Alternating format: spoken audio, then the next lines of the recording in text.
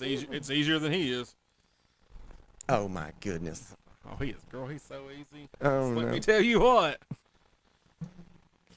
What am I doing? Oh yeah, let's put it over here. Episode 346. 300. Got that muted.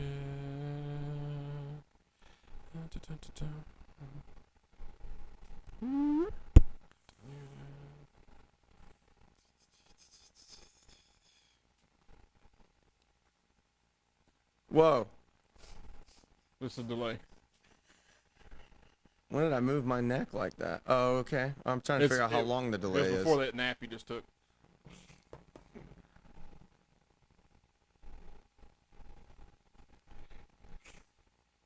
I'm going to have to turn this off. He's going to stare at himself the whole time. I'm like, hold on, I'm waiting for me to catch up with me. I think you're right. In this scene, you're There just it is, you're okay. realizing it. We're like 30 seconds? Something like that. It's pretty close. Are we live? Yeah. Oh, nice, dude. Yeah. No, just YouTube. Oh, just YouTube. Yeah, it was the YouTube. Facebook messed up. I think it was 8 weeks in a row. So we're just not doing Facebook? Mm-mm. I'll share it up there. I feel better about YouTube anyway for whatever reason. Facebook, I get a little nervous on Facebook because like my grandma's on there. Mine is too. She watches the show. Oh, God. Yeah. She's 89. She live around here? Yeah, about 3 miles from here. My mom's watching it now. What's up, Mom? Hey, Mom. What's going on?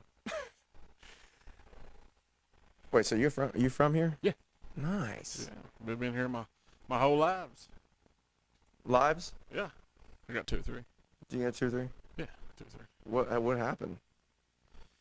Just, I slipped and fell one time, climbing a tree. It was bad.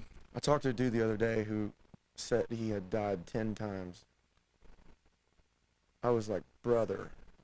Bro, you ain't doing something right. No, I said you're supposed to be here.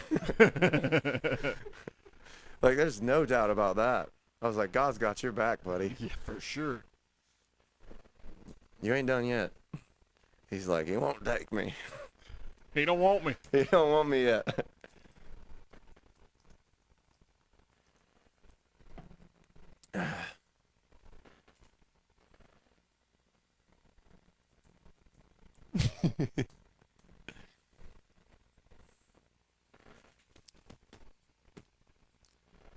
We live on the YouTubes.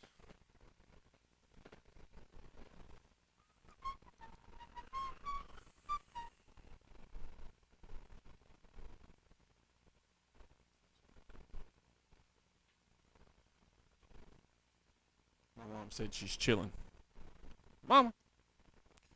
Mama said she's chilling. Chilling. Talking like that. All right. Ready to do this? Yeah, man.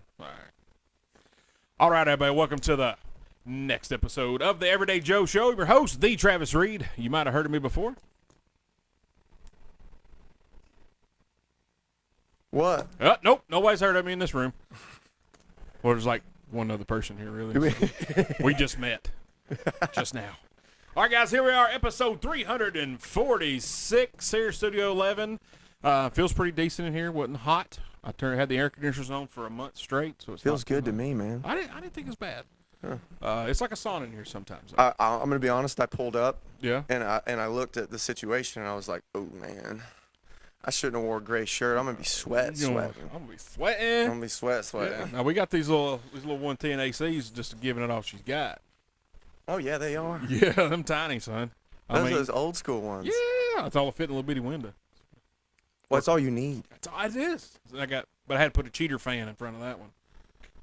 The little orange thing, the fan. Oh, I see that. Yeah, keeps the sweat from beating up. It directs it. Yeah, it does. I love that. Right over here. All right, that is Mr. Kaleb Sanders. How are you, sir? Dude, I'm fantastic. How are you? You seem fantastic. I'm in a good mood today. You are. I'm not always in a good mood. No? No. I'm glad you showed up. In I'm a good human. mood. You are human. Yeah. What are you drinking? Drinking a Liquid Death. It's one of my beverages of choice? I was not sold on it at first. Didn't like it. Why is that? It was weird. It is weird. It is weird. You're like, I'm drinking water out of a can. This is odd. And then I was like, it didn't taste terrible. Is it just weird or is it genius? Now it's genius. That's what got me. I was like, Liquid Death, because I kept seeing it in the bars. They would bring it out. Like, if you went to the club and you got a table, you would see it in the ice chest. Yeah. And I was like, what is that I keep seeing? And the name is throwing me off. Like, I don't want to open that. I thought it was alcohol, and I realized it wasn't. Yeah. I was kind of disappointed because that's a cool. Their marketing is great. It's genius. Oh my God. Yeah. No, my cousin, I've been drinking these for a while. Because all I drink is sparkling water. Mm-hmm. My cousin sent me a message. She was like, I saw a video of you on Facebook drinking that Liquid Death stuff. She's like, don't you know that that's like satanic or whatever? I was like, what? I didn't know that. I was like, let me do some research. And she sent me a video, and I was like, Kelly, this is satire. They're joking. It is. They had a booth out at Bonnaroo, and it was like, step in here to sell your soul or whatever. And Megan was like, what? What is that? I'm not going in there. I'm like, baby, it's Liquid Death. It's a joke. I don't care. I don't like it. I'm like, okay. Fair enough. Yeah, I didn't care for it. And then I was like, more I drink it. We went to the F1 race in Vegas. And they were handing those out like crazy. Like they were handing out Quaaludes in the 70s. So it's here. So, you're walking. I got 2 Liquid Deaths in my hand and like a beer. And there are people here. You want water? I'm like, I got one. I got to take another one. All right. So I had to pee 5,000 times because just drinking Liquid Death. But I like it now. Even the sparkling kind, the flavor ones, they aren't that bad. They're pretty good. Dude, that's all I got. And I'll keep a cooler on me. Like, even if I'm driving 30 minutes down the road, right, I'll keep a cooler with some ice in it. And I got my bubblies. I got my Waterloos or my Liquid Deaths. Man, you're prepared. I like that. Dude. Like a survivalist.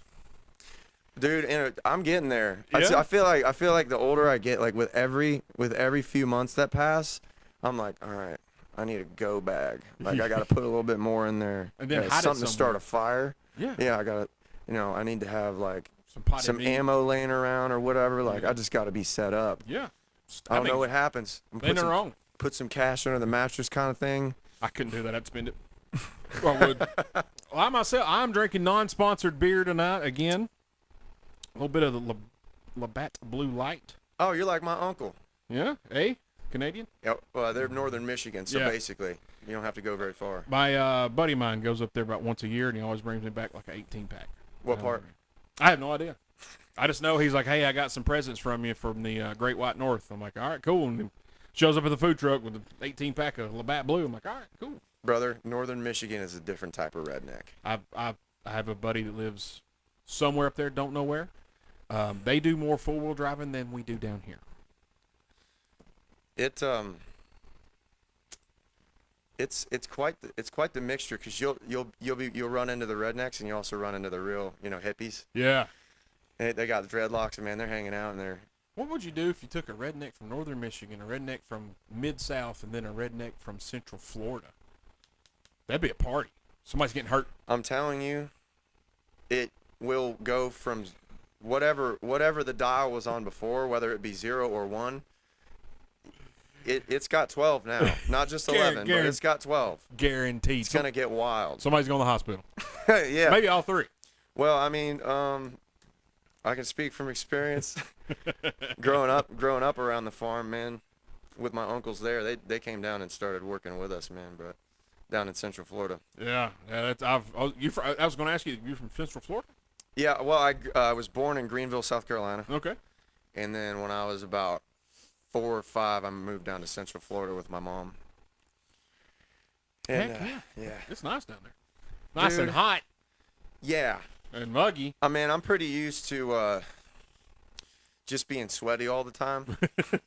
I'm pretty accustomed to that. Yeah. You know what else I'm used to? What's that? Swimming in a pond and just knowing that there's a 12-foot chomping monster below me. Mm-mm. And just kind of being like, okay. All right, here it is. Today could be the day. Dude, one time. I'm out. You're out. Oh, HOT out. Well, the thing is, the water's so murky there. It's like, I know it's below me. I better just, like, get over it. Well, the thing is they don't really want to bother you. Right. No. I know my luck. I'm going to kick one in the face or kick in the tail by accident. It's going to happen. Did you kick one in the face? Oh, well, I've done worse than that, to a gator. I ate one. Does that count? Yeah. I didn't kill it, though. Gator tail's good. Oh, yeah, I love it. What'd you do to it? I've been gator hunting. Yeah? Really? Yeah. How fun was that? Dude, it was exhilarating. Yeah? First of all, I went with these guys were professional. They do this for a living. And they were like, "Hey, you want to go gator hunting tonight?" And I was like, "What?"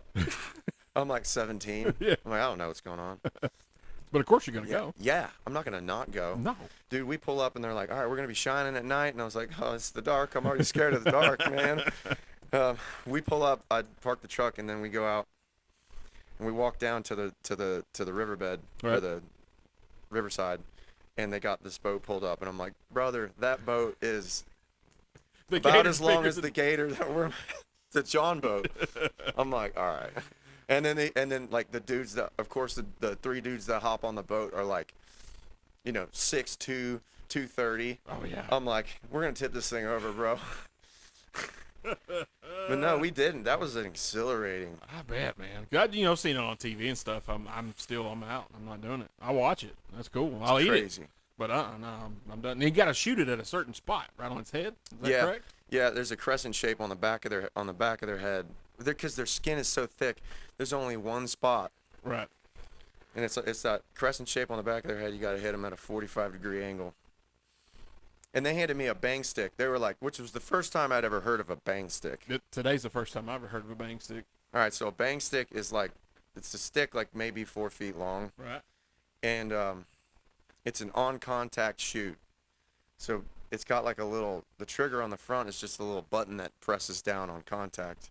And it's got like a 45 in it. And they were like, "All right, buddy, this is what you call a bang stick." And hit him at the 45-degree angle on the back of his head. And you got to hit him kind of hard to get that thing to go off. So get aimed up when he stops moving and let it rip. Did you get it? Yeah, it took a couple tries, man. I'm telling you, they're tough. I'm out. I'm out. No, not happening. You forget it. Those are real dinosaurs, bro. No, yeah, that's what I'm saying. They've survived all these years. For a reason. Yeah, because they're bad. I'm not. The older they get, the bigger they get. They just don't stop getting big. The same here. Yeah, beer and pizza does wonders. Well, I get this body by eating vegetables, okay? You can only go up for so long. Yeah. Eventually you gotta. I know. I quit going up when I was 12. And just kept going out. I think I just started on my width journey. Yeah. Yeah. Well, when you get to 45, good luck. Where does it go from there? Out. Out. So it goes width and then it goes out. Yeah, you look in the mirror, you're like, man, I'm a barrel-chested son of a gun. What are you talking about? And then like 2 days later, you're like, oh my God, I'm fat. It just depends on what you ate that day. Did you say barrel chest or? Yeah, barrel Or chested. is it down here? Well, that's where it goes. It just starts here. Up here, you're like, You get real dang, confident, start and then like, it just wow. starts drooping down. And then, like right here under your sternum, it's like you got a little baby right there. Like it's a little tiny food, baby. It's a baby. And you're like, what is that? And then all of a sudden, it goes down. So then you walk around with your stomach sucked in all the time. You got to breathe right, you know. Yeah. I tell this story a couple weeks ago on the show. I went to the Dogwood Music Festival in Winchester several years ago. Wore a red shirt. Well, if you're fleshy like me, you don't wear red shirts. Makes you look more fleshy, fat. Red shirt, though. I'm confused. Yeah, I don't know. It just what does the color do? It makes me look fatter. And yellow. Yellow's terrible on me. Somebody took a picture of me in a yellow shirt. I'm like, yeah, burn that. And it was I look horrible. like a bumblebee, bro. I did, dude. It was horrible. So I wore this red shirt, and I'm like, man, I look kind of. So I just suck my gut in, stuck my chest out, and everything's all good. That sounds exhausting. The next morning, it felt like I did 80,000 sit-ups. It was the best ab workout of my entire life. Like I was like, man, I need to start doing it every day. Then I was like, no, I'm not. It's horrible. No. I'm not I don't doing feel like waking up in excruciating pain. No. It was completely terrible. But you live and learn. So you moved to Central Florida, grew up there. Yep. And when'd you come to the great state of Tennessee? Man, February of 2020. Okay. So I got here. I pulled up in my truck in my U-Haul into an apartment complex in 12 South. 12 It's South. pretty close, if for anyone's not from around Nashville, it's pretty close to downtown Nashville. And by the way, I had already had my full gator mounted, and I had some other hunts under my belt, so I had a few deer heads on to put up on the wall, and I am in not an area where people are familiar with the hunting lifestyle. No, not So there. I'm carrying these like 10-foot gators in, and I'm getting there's like families walking by, and they're like, "What are you doing?" I would safe to say the neighbors probably didn't bother you for a while. They were really nice. Yeah. They just had a lot of questions, really. They were like, what do you have going on? Where did you come from? Yes. And I was like, well, I crawled out of a swamp and I stepped in a cow pie, man. That's the part of Florida I'm from. Sounds like a good time, though. It is a good time. Yeah. Dude, we had the craziest field parties, man. Oh, yeah. You've been to field party here, Bubba. Yeah. Woo-wee. But yeah, I moved up here February 2020. So he's like, yeah, COVID, I don't care. I'm moving to Tennessee. I didn't really know that the lockdowns were going to happen yet. Because in Florida, it's like the whole time it was a whole nother world. It was like, Still is. dude, I can't. I went home, because it was like you couldn't do anything here. Right. No. Well, maybe not Manchester, but I went to work every day. yeah. It was the So same. you guys in Nashville was like, don't leave your house. Keep that mask on. Yeah. No, don't tell me what to do. How to live my life. Oh yeah, I felt some type of way about that. Yeah. So I went back home quite a bit, and it was like nothing happened down there. Everything just hunky dory. And I come from like one of the biggest retirement communities in the world. And they still. The Villages. Wow. The softball team. Well, this was my mom's jersey. She had to rep the Bombers. Yeah, that's awesome, dude. Bombardiers, bomb away. They used to take Jaeger bombs before their games, dude. Well, I'm moving there when I retire. You should, dude. They have a good time. If they're taking Jaeger bomb shots for the softball games, dude, I'm in. You wouldn't expect it, but there's a melting pot of amazing, party-loving people down there. We have a friend of the show, Sonny Banks, plays music, and he does a little short tour down there in Florida, mostly like retirement community cities and towns. Said they love him, and I was like, really? I said, how is it? And he's like, dude, they can party. So you're backing his statement up on that. Oh man, I need to make a trip to Florida. Retirement home. I mean, I'm not gonna go into detail, but look up the statistics on the Villages, Florida, and you'll find some interesting factoids. Let me go ahead and put this in the annuals here. Yeah. Hey, Jamie, can you pull it up? Sweet. So, a few people been here know about what I mean. 4 years. Yeah, You going on 5. chasing the music dream. Yeah, dude, I didn't know what I was doing when I got up here. I was just like, I gotta get out of my hometown and spread my wings. Yeah. I was scared to come here. But man, chasing the music dream has been such a journey so far. Still having a good time though, right? Oh my God. I'm living the dream, dude. Yeah. Even if I never make it to what I visualized, what I've always visualized, I'm already past where I thought, like where the devil on my shoulder was like, you'll never do this. Right. I'm already past where that guy said I wouldn't, ever get. So That's what it's about, man. That's awesome. Glad you're having a good time. it's truly amazing, dude. I can't. Envy, man. Envious. All these songwriters and we have on, I'm just like, y'all suck. I hate y'all. Just, man, really? I got to get up and go to work in the morning. Oh, I mean, you guys work. I you don't want a understand that. creative mind? I'm not smart enough for that. You don't want it. I'm, I promise you, dude. Being a creative it's a trip, dude. I've always it's a said roller coaster. I don't understand. I think I even said it. Ricky was on the show with us that I don't. When people write songs, I don't understand how you get from here to here to here.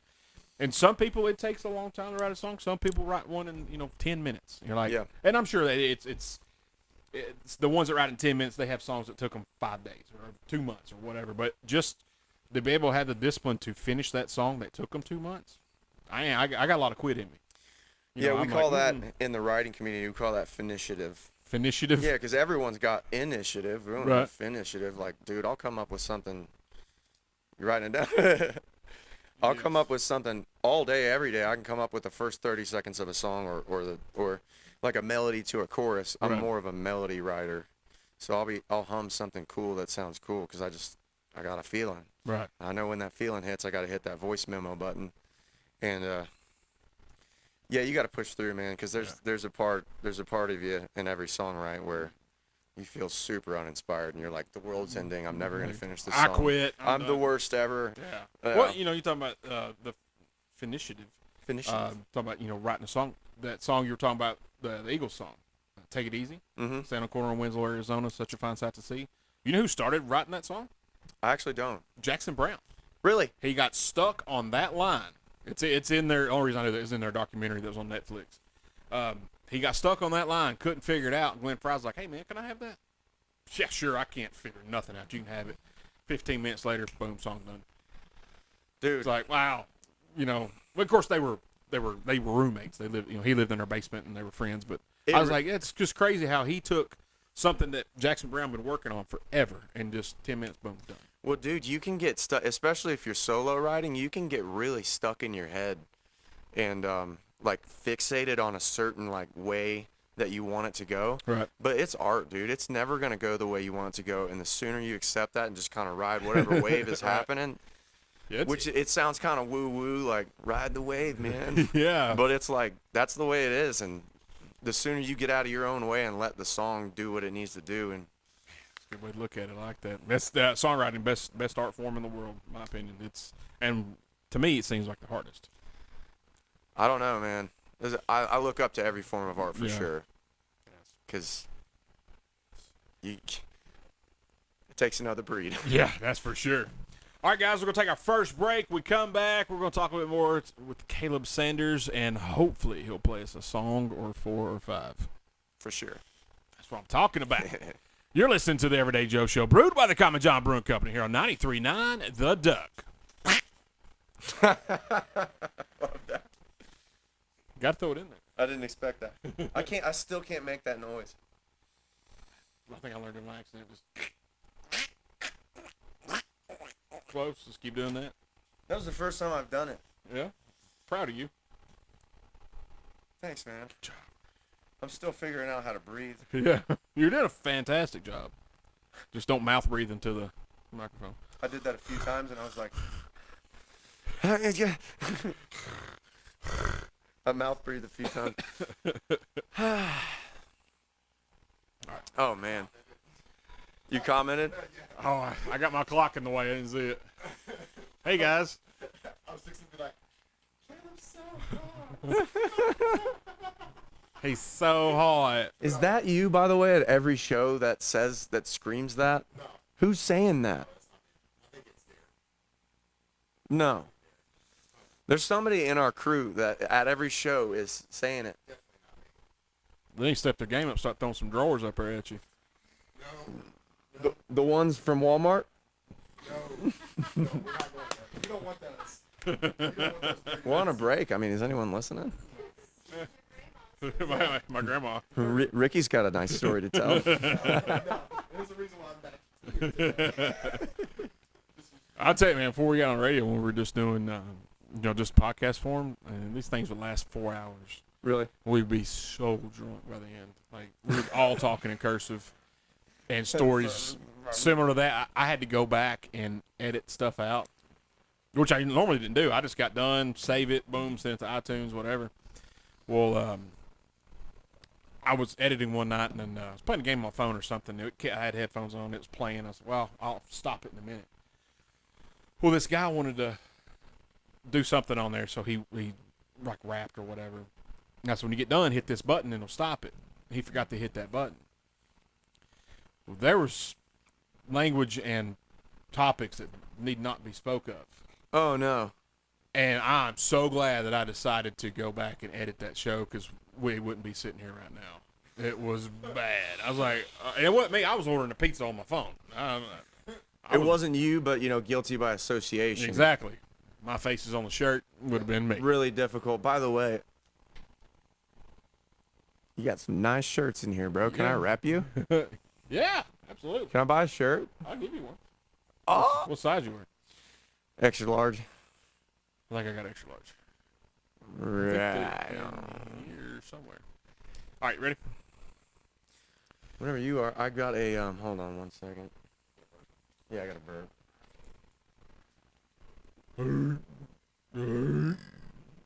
I'm a gassy boy. It's not much I can do about that. It happens. All right, guys, welcome back to Everyday Joe Show, brewed by the Common John Brewing Company here on 93.9 The Duck, episode 346. Kaleb Sanders, me, the Travis Reed. All right, man, so we decided you're from Florida. It's decided. It's decided. From Florida. Moved up here 4 years ago. Mm-hmm. Said you needed to spread the wings and fly. Yeah. Let's move to Nashville. How long had you been playing music prior to moving up here? It was never not a thing. Really? Yeah. Honestly, man, I was singing since I was able to talk. Wow, that's cool. Yeah. Very cool. I didn't, I only did it like in front of my dad. Yeah. Because you know, my family on both sides we all come from music. I have 4 aunts that sing, and an uncle and my dad, and just everybody sings. So it's in the DNA. We went back, my Nana from Greenville, she traced it back hundreds of years. They were like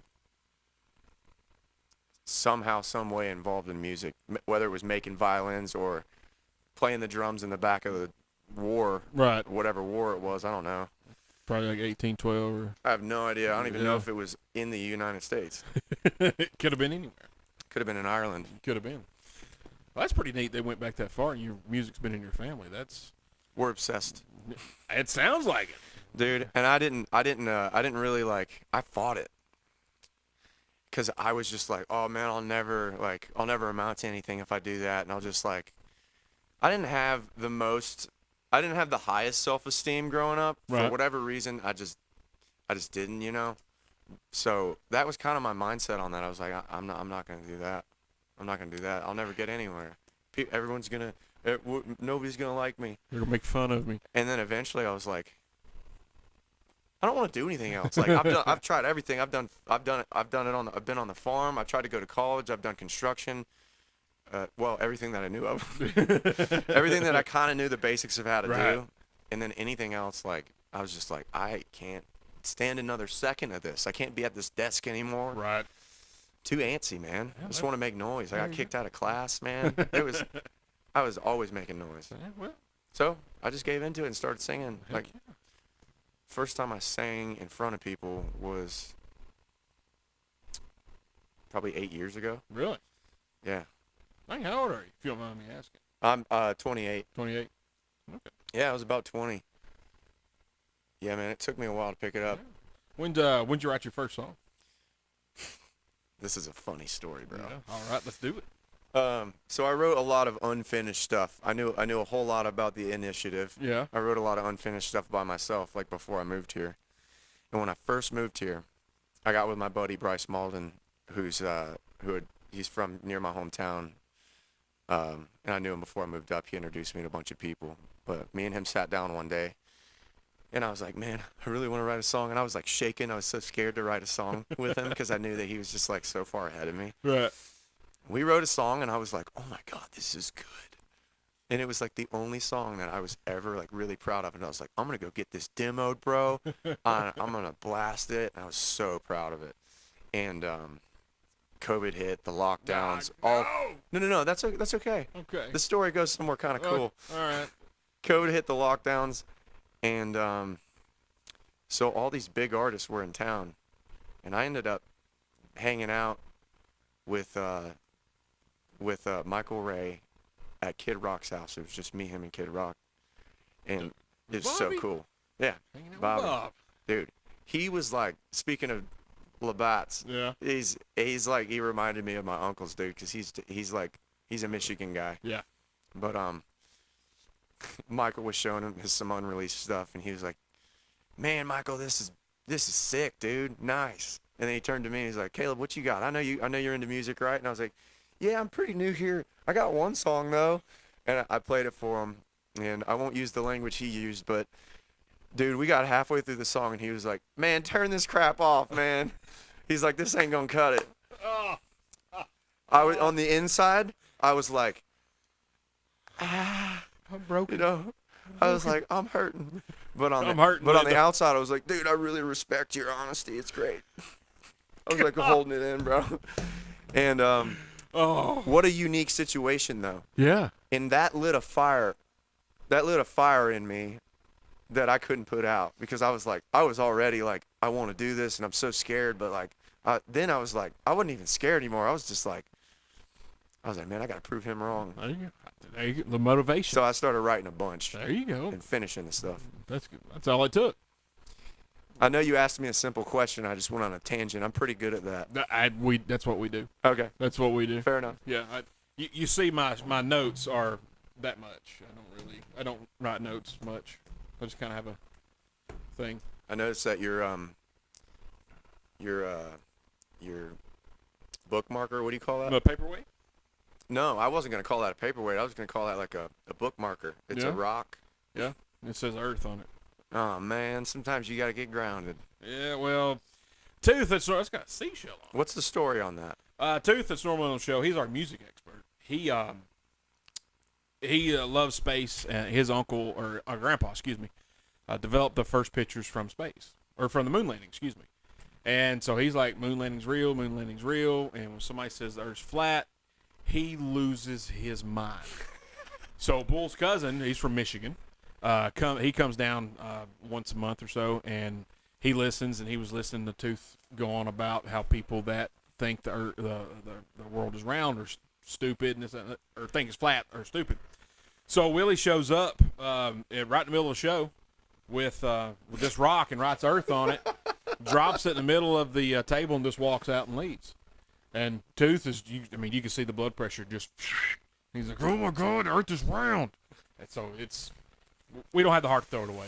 So whenever Tooth does something You stupid, have to keep that. oh yeah. I mean, when you're done using it as a paperweight and you move on to something else that's hilarious. Yeah, we'll just stack it up on the table. Well, either that or put it in a glass case, man. That's amazing. What we do is when Nothing Tooth, should change about that. when he acts up or does something silly, we just sit over by him and he stops. Here you go, Tooth. Yeah, Just- he's like, you know what you said. man, listen, and then boom, he gets on it, and then you're like, oh, should not have said that. Should not have said that. But Shouldn't have said that. no, shouldn't have. So you hang out with Kid Rock, he just rips your insides out. But He was super nice about it, though.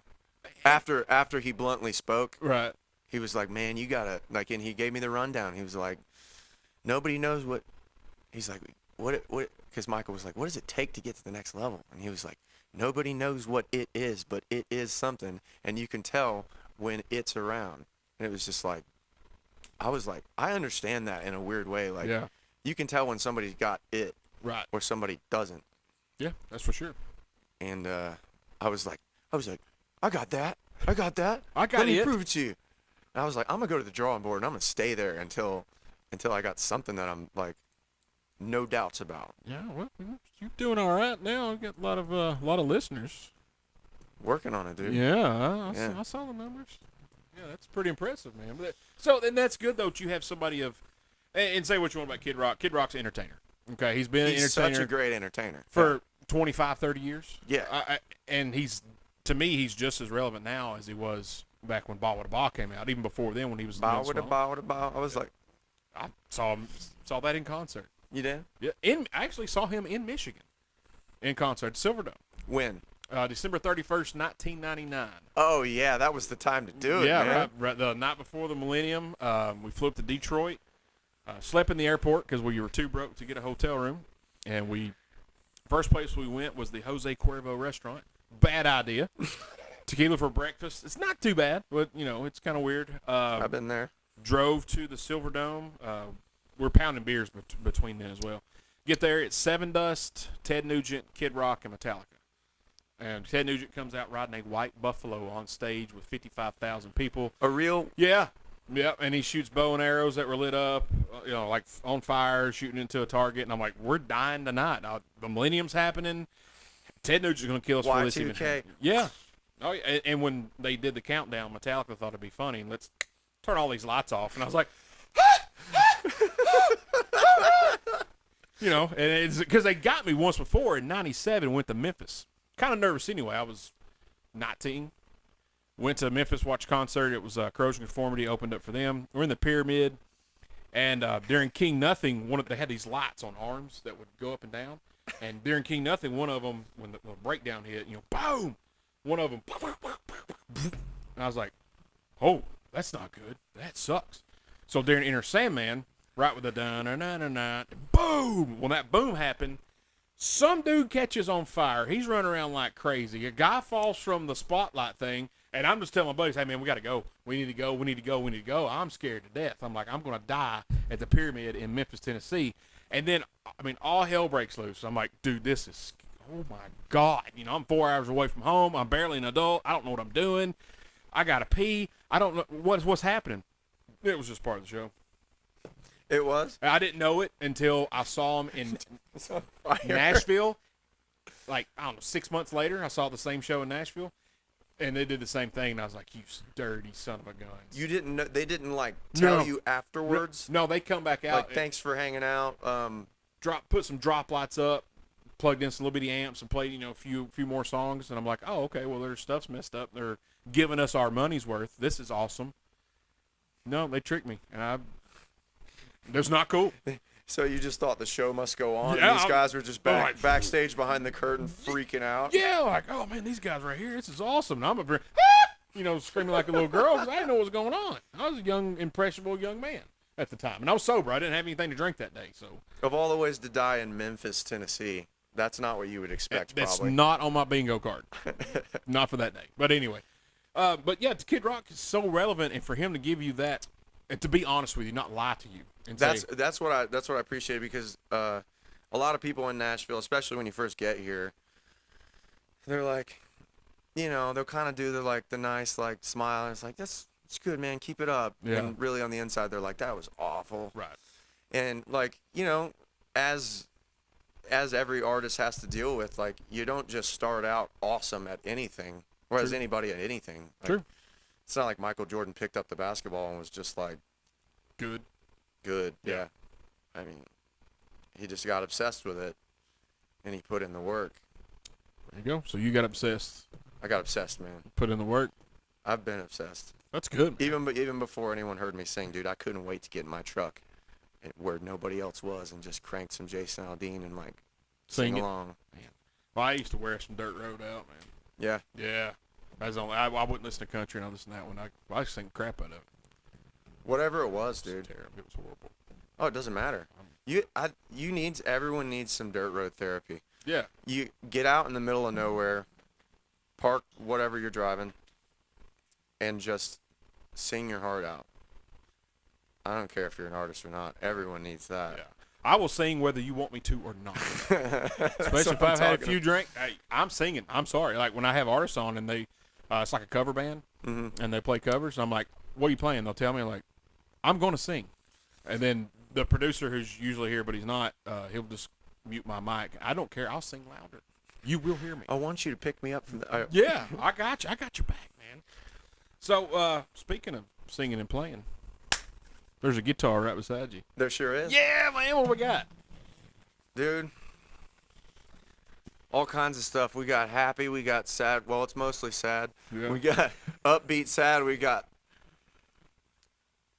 low beat sad, or slow sad. Let's do upbeat sad first. Or you just pick, I don't care. You're the artist, Well, not me. there's,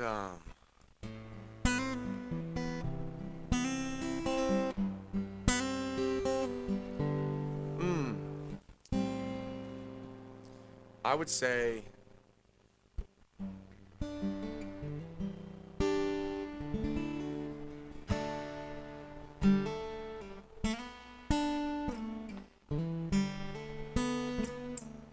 all right, this is more upbeat.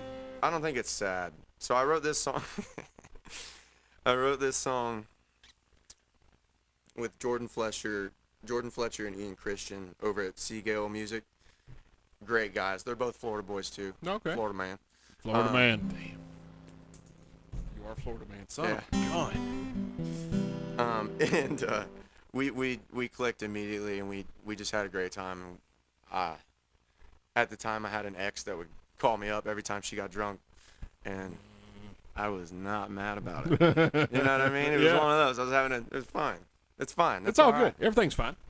So yeah, we wrote this song. It's kind of just like an ode to that. All right, let's do it.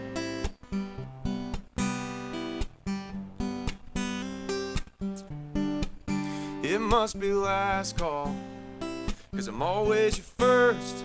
Between the exhales and the slur in your words, I know what you want. Yeah, I want it too. Ain't gonna act like I don't when I do. You ain't the only one looking for a buzz. I'll let you use me till you use me up.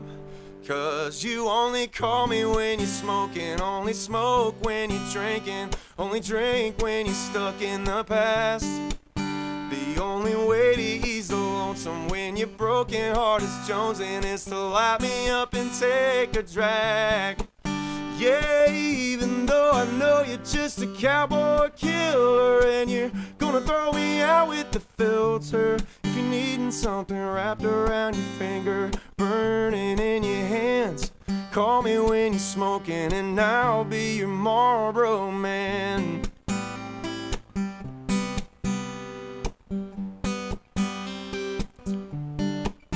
I got a lighter and some room in the sheets. Still got some left in that pack from last week. And go on and bring me to your lips. And girl, I'll take what I can get. 'Cause you only call me when you're smoking, only smoke when you're drinking, only drink when you're stuck in the past. The only way to ease the lonesome when your broken heart is jonesing is to light me up and take a drag. Yeah, even though I know you're just a cowboy killer and you're gonna throw me out with the filter. If you're needing something wrapped around your finger, burning in your hands, call me when you're smoking and I'll be your Marlboro man.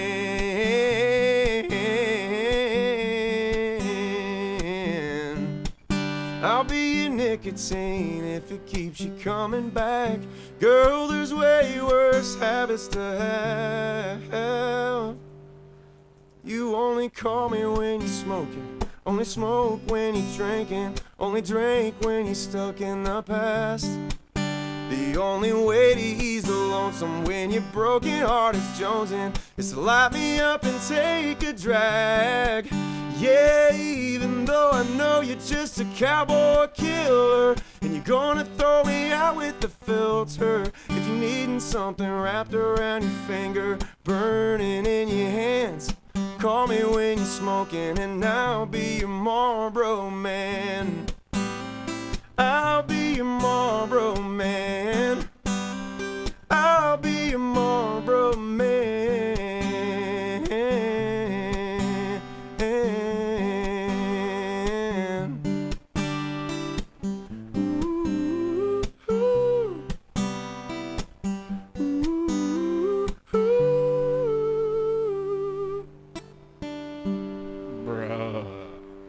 That's a good song, man.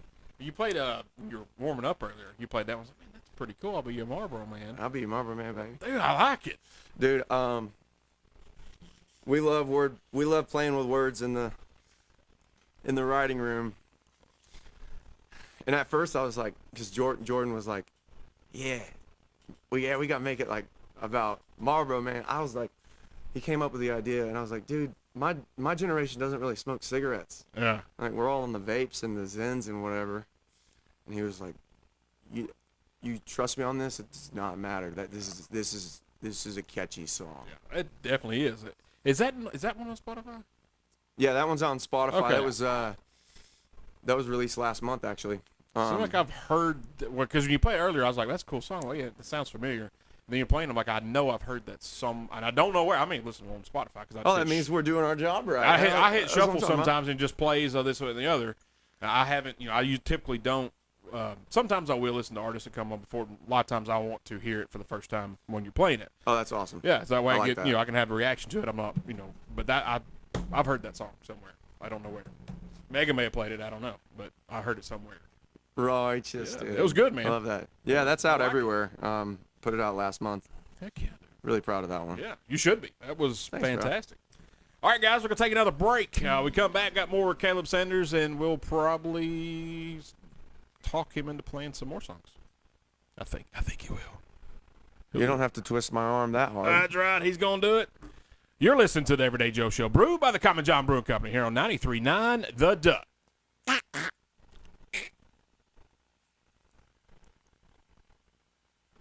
right. There's my silence. Silence! Time for another. Yeah, I got another beer. Grandma liked it. Yeah. Hey, Gran likes it. You good. Mm-hmm. She's the OG. 89. Really? 89 years old. Yes, Man. sir. Can use Facebook better than most 20-year-olds. Or Well, 40-year-olds, I should say. oh, yeah. Because most 20-year-olds don't do Facebook. My Nana just turned 90. Oh, yeah. She's on Facebook, too. Yeah. Isn't it?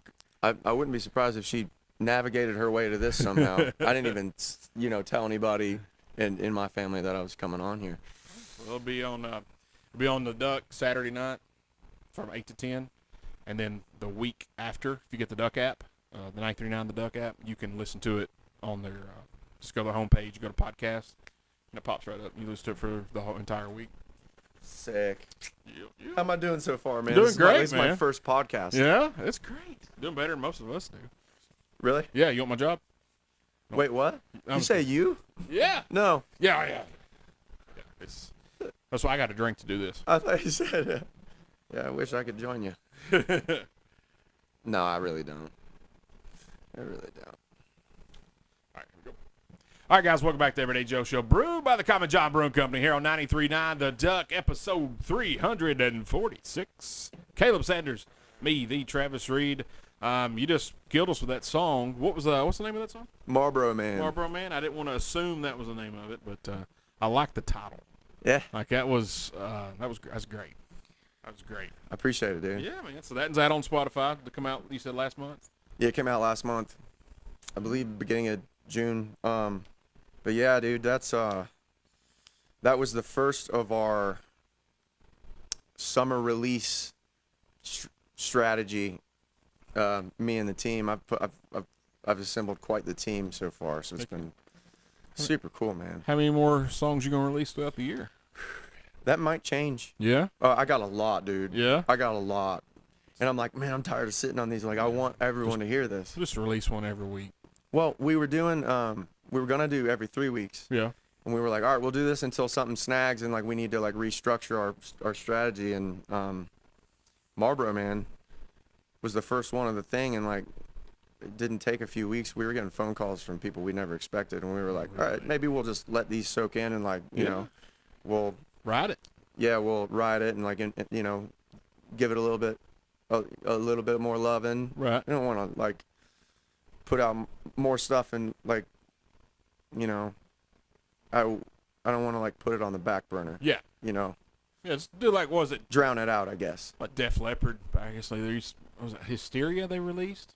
And they were releasing songs off that album for like 2 years. It was something. I just read it the other day, and I'm like, that was genius. Because every song they released were bangers. I'm like, man, that's Sometimes you got to take your time. I don't know. That's commitment, man. There's no rule book to this, so it's like, true. I mean, and that's been the whole experience since moving to Nashville. Yeah. I was like, I don't know what to do, but all I know is that Nashville has some sort of structure to get us started, which is great for that. Right. And everyone's so supportive, man. That's awesome. It's Yeah. great. We have through Megan, I've become friends with like Lewis Bryce, people like that, and you see the grind. He was on the show, and you just see the grind he does, and it's very similar to your trajectory of how I don't want to do it. Then I did it. Then I'm like, oh my God, this is terrible. And then he had one. He's like, oh wait a minute, hang on. Ooh. Oh, hey, let's keep going. So it's good to see. It's awesome to see that growth from that, and then they just take off. It's because that's what we say about, especially like Common John that you're playing next Saturday. Yeah. Is the people that are playing there, we're getting to see for free for the most part. We have a few ticketed events, but these people we're gonna have to pay to see them in 2 or 3 years time.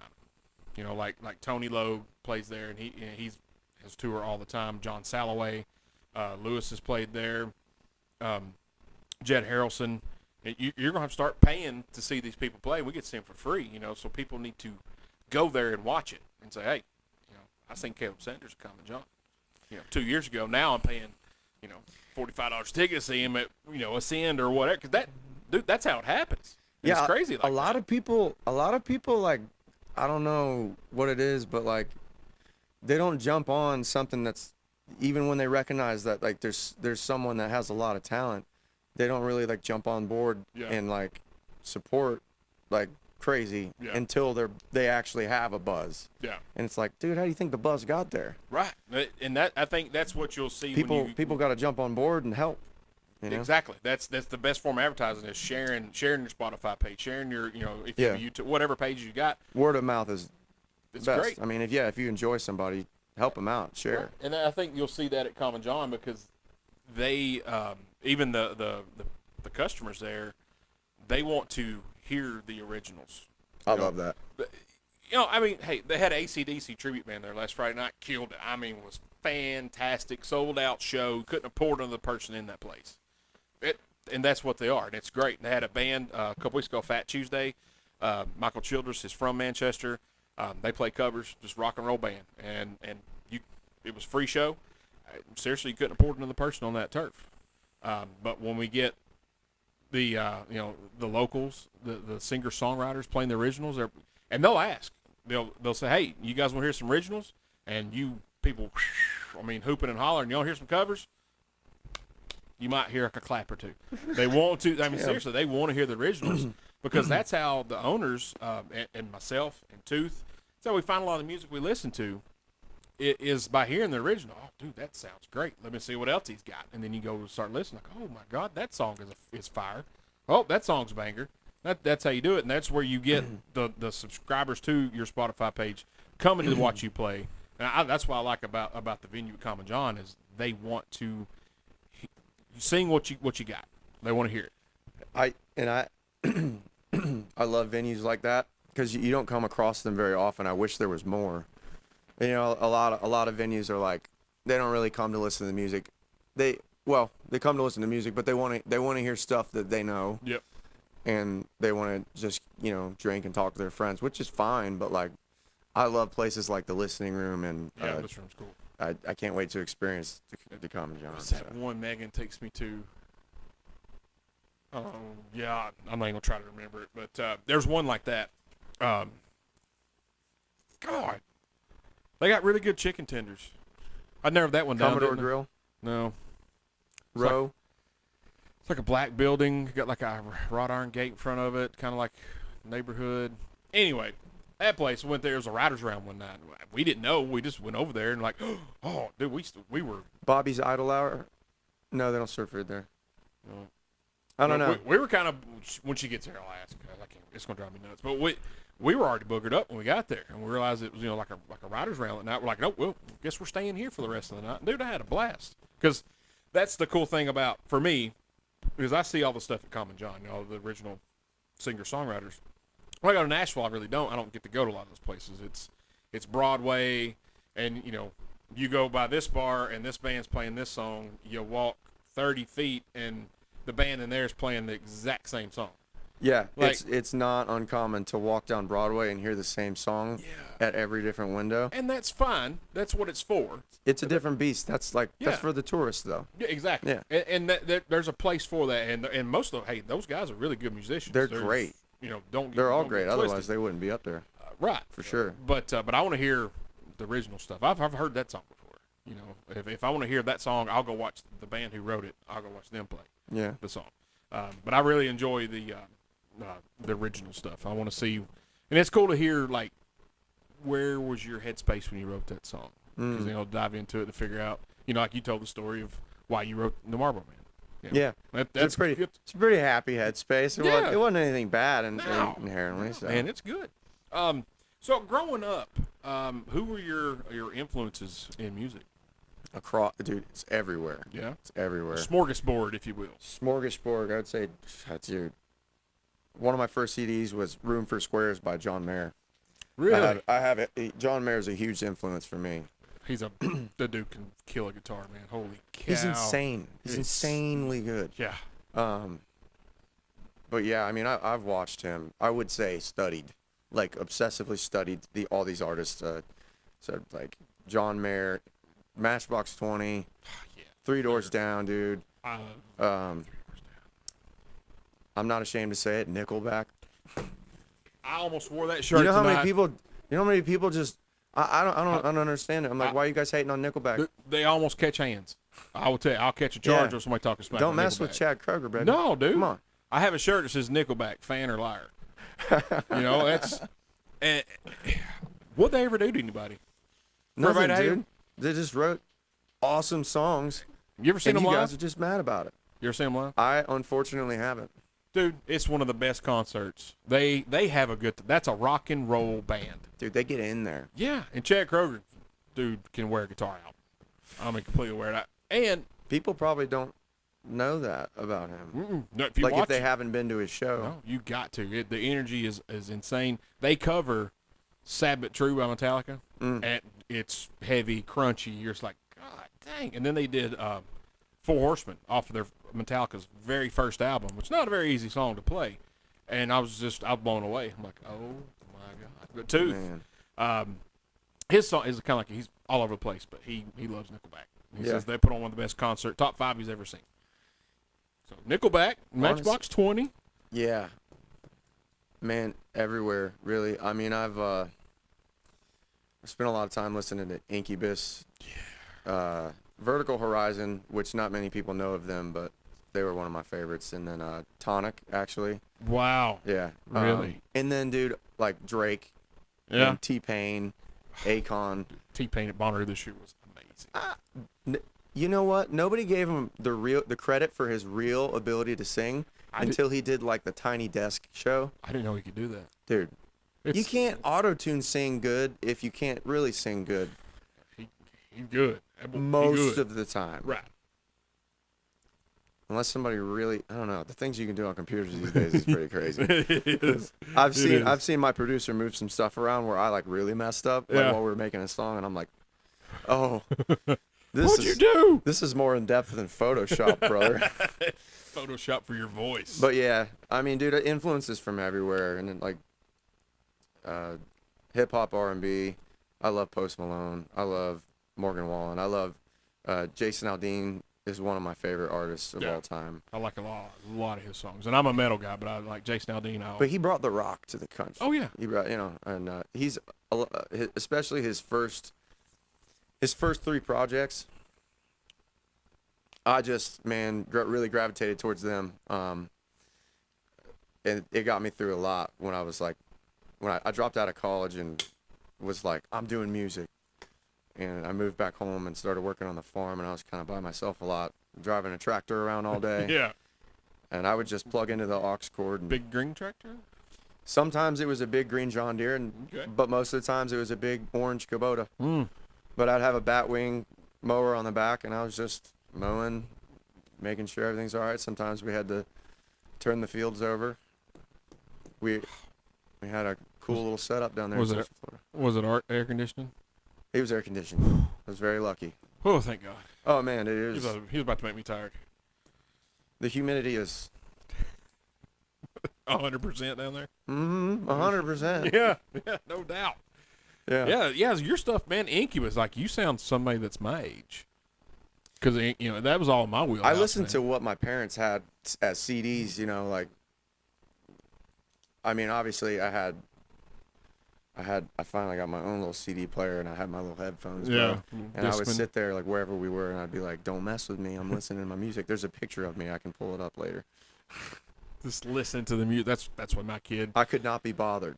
There you go. Yeah. I had Smash Mouth in, dude. I had All Star on repeat. Oh man, that's a banger. It is a banger. It is.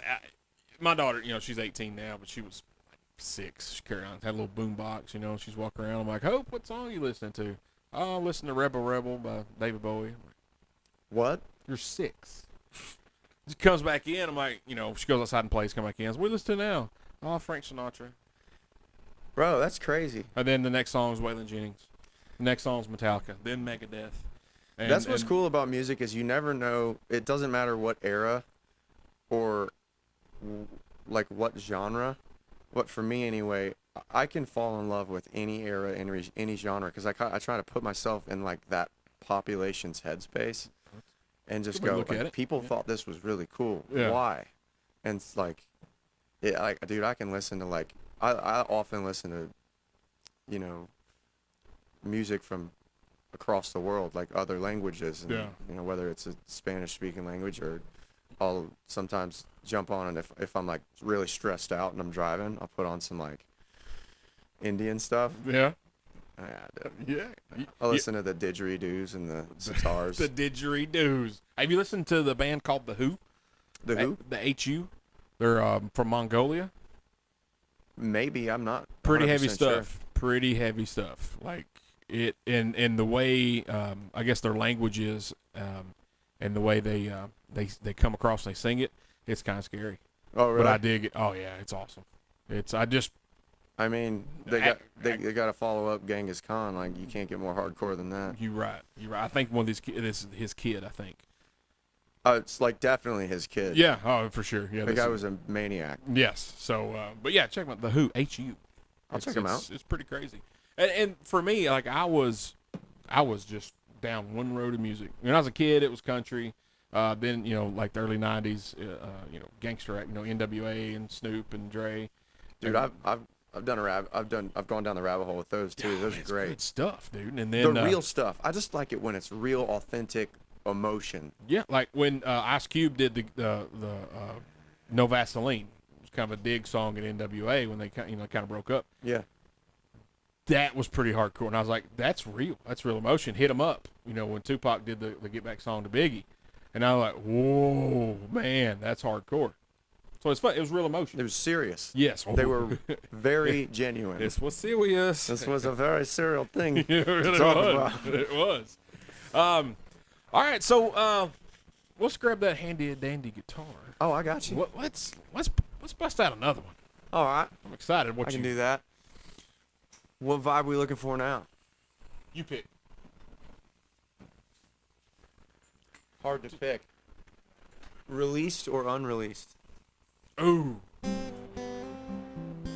We'll do a release one. The next one we'll do unreleased. Okay.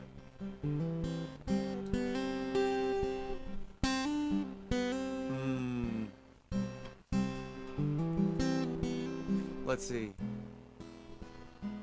It always takes me a second to figure out what vibe we want.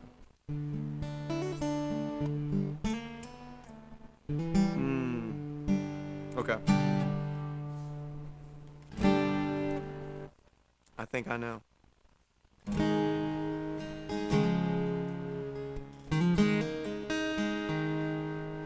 This was the first one I put out.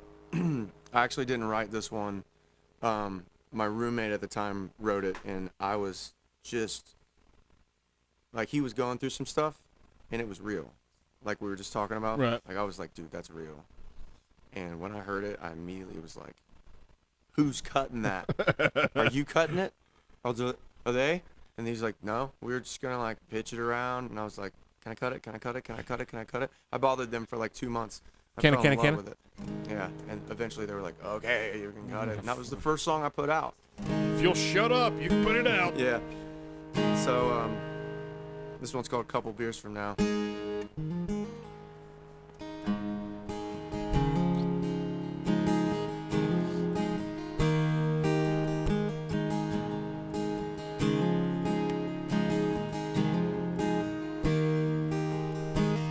Wish there was a book of how to get over you. I'd read it cover to cover. Wish there was a pill I could take to heal a heartbreak. I'd take it over and over. I'd already be over you, kissing somebody new. Wouldn't be missing you sitting here on this bar stool. This bar, this night, this moment in time, I'm trying to get over. Right here, right now, ain't figured it out, but I'm sitting here sipping, trying to get closer. Shot after, well, whiskey shot. I'm down to try everything that they got, so How long till heartaches drown? Maybe I'll know a couple beers from now.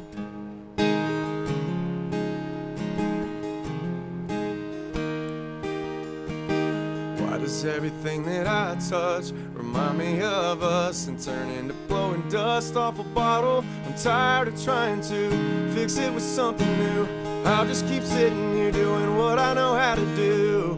This bar, this night, this moment in time, I'm trying to get over.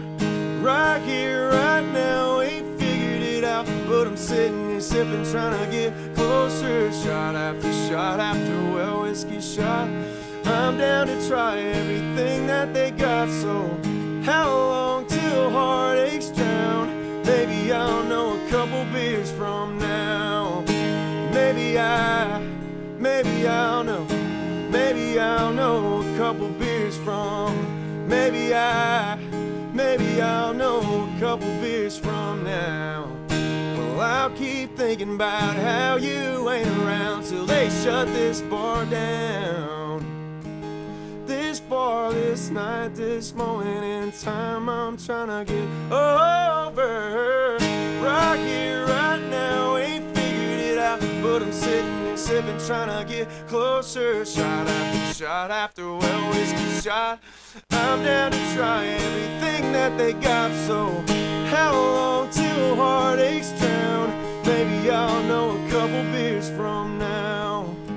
Maybe I'll know. Maybe I'll know a couple beers from. Maybe I'll know a couple beers from now. Yeah. I can see why you aggravated him to release that song, dude. Dude, when I heard him sing it, I was like, this dude's pouring his heart out. Yeah. Because he sang it like it was a little bit slower Mm-hmm. when he brought it back, and he was very proud of it because it was like he had just gone through like a breakup the day before. Ooh. Fresh Sorry, ones. This string is really out of tune, and it was driving me nuts. But yeah, man, that song has a lot of feel. That's a fire song right there, dude. I like it. All right, guys, we're going to take another break. When we come back, we've got more with Kaleb Sanders a little bit later. We're going to have a little bit of lunchtime theater, music of the week. Then we got a couple burning questions for Kaleb Sanders. I hope you study, buddy. Sometimes. Sometimes. I didn't do that well in school, but sometimes I study things. Sometimes. You're listening to the Everyday Joe Show, brewed by the Common John Brewing Company here on 93.9 The Duck.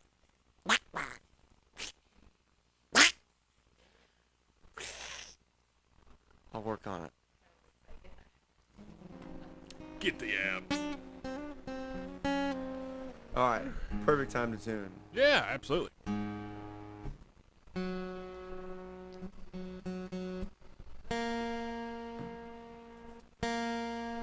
can get a little temperamental.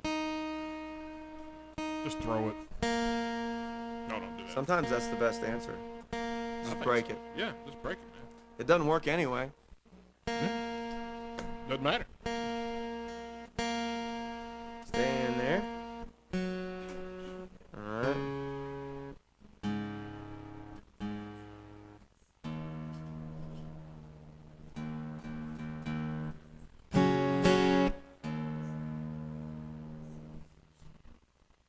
How we doing? All right.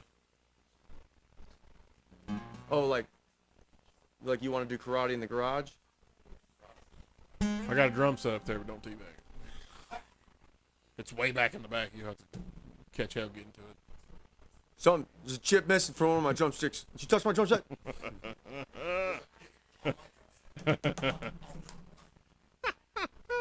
Why are you so sweaty? Just watching Cops. Dude, I think today is the first day that I've quoted Step Brothers in several years because it got old. Yeah, you know, it did. to quote it. Yeah.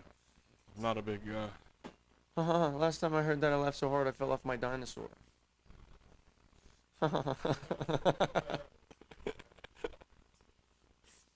That's a good one. I'm ready for more John C. Reilly, Will Ferrell movies. I think they got mad at each other. Oh, come on, guys. Yeah, the Work out your differences for HBO me. show about the Lakers called Showtime. apparently Will Ferrell wanted to play Jerry Buss, but John C. Reilly got it. And they kind of got, Will Ferrell had, don't quote me on this, this is what I remember reading. Will Ferrell kind of like was, hey, I want this, I want it. And then one of their managers like, let's sneak in John C. Reilly here. Then he got it. And Will Ferrell's like, oh, that's kind of jacked up. We're buddies. And apparently they got a little mad at each other. Oh, But John C. Reilly man. killed that role. It was fantastic. They can just hug it out. You could be the catalyst. Guys, Just hug it's hug time. It is hug time. Hug it out. The world needs your humor. Absolutely. As Jim Carrey would say, you free us from concern.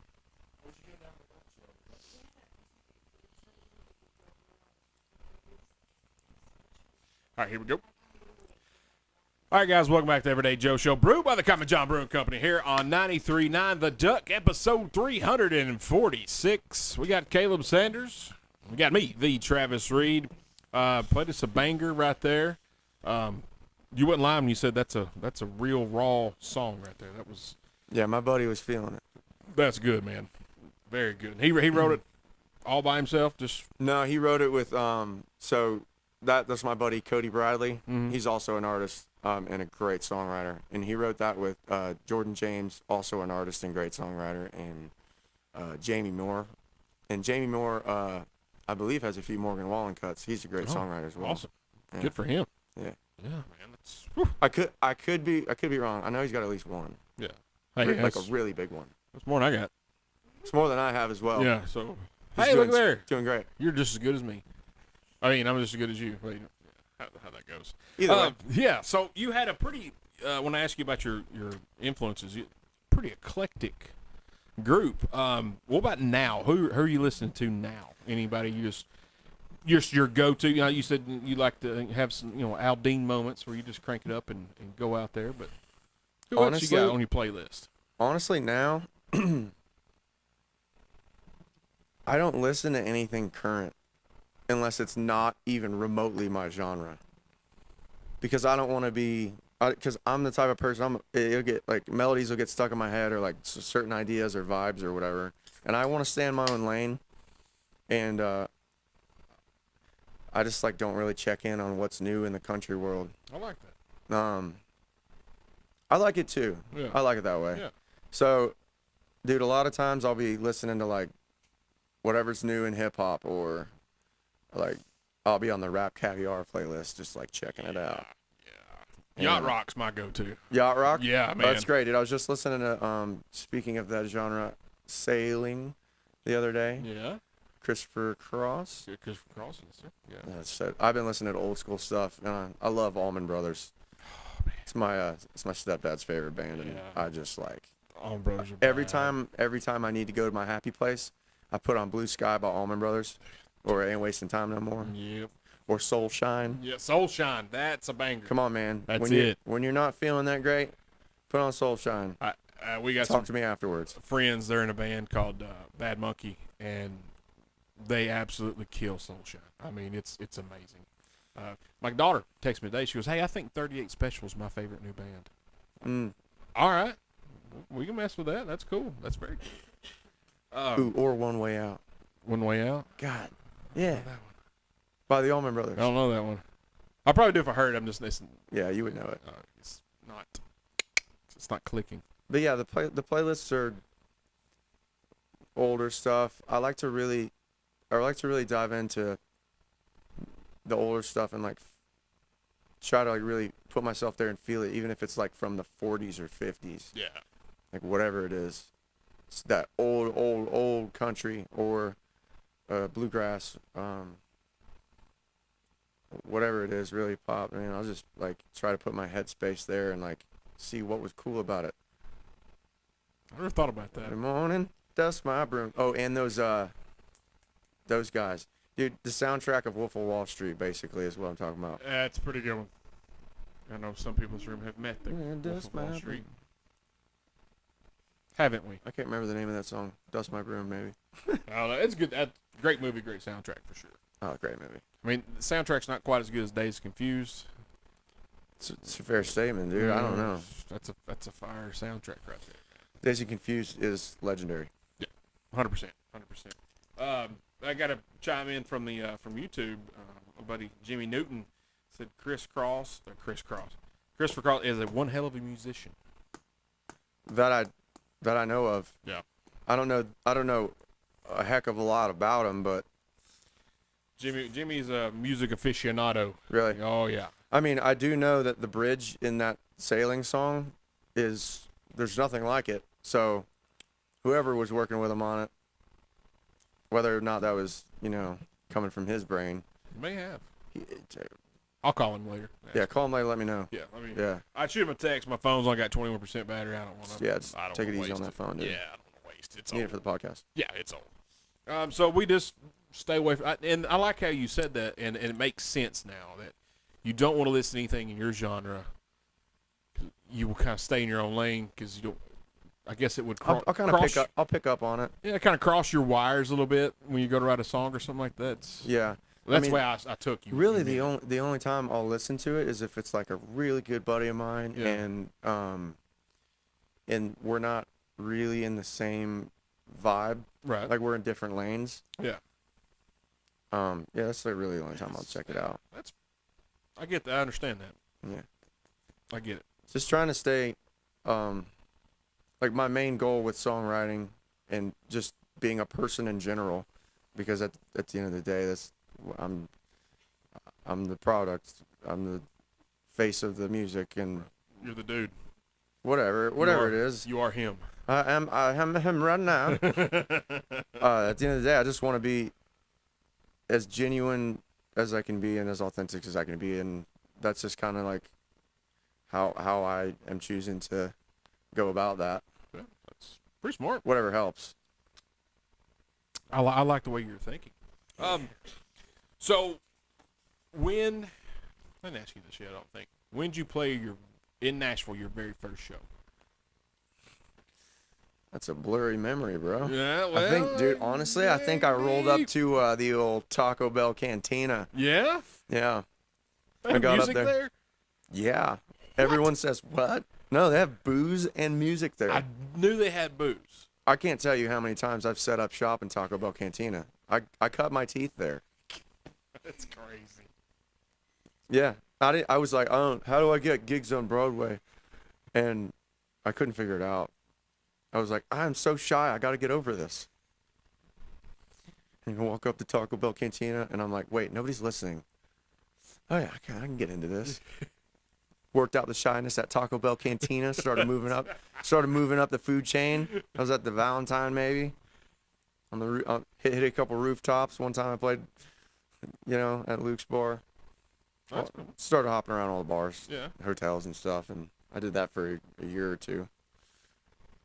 Cool. And then, yeah. What's the name of the place we go to that has the great chicken tenders? They had that Riders Round that one night. The Local. Oh, the Local, dude. Yeah. I love the Local. Shout out to the Local. I had a blast there, man. I love that place. Shout out to Geoff at the Local. Yes. Jeff. Dude, great people over there. Bother me. I play a lot of when I don't play as many Riders Rounds anymore, but when I do, I'll go to the Local. Yeah. Like if the Local hits me up, I'm going. Yeah, it was. Yeah. Mm. Yeah, it's I told you earlier, I had a great time. I could not think of the name of it. Dadgummit. But The Local. That I should have thought of that. Come on, man. I've only had their burgers though. chicken tenders are complete fire. I'm telling you. Well, when I go back, I'll try the chicken tenders. When you go back, try the burger. Try the burger. Yeah. Remind I'm telling you, it's ridiculous. I'm a burger snob now because my burger at my food truck's pretty good. You got a food truck? Yeah, at Common John. I get. All right.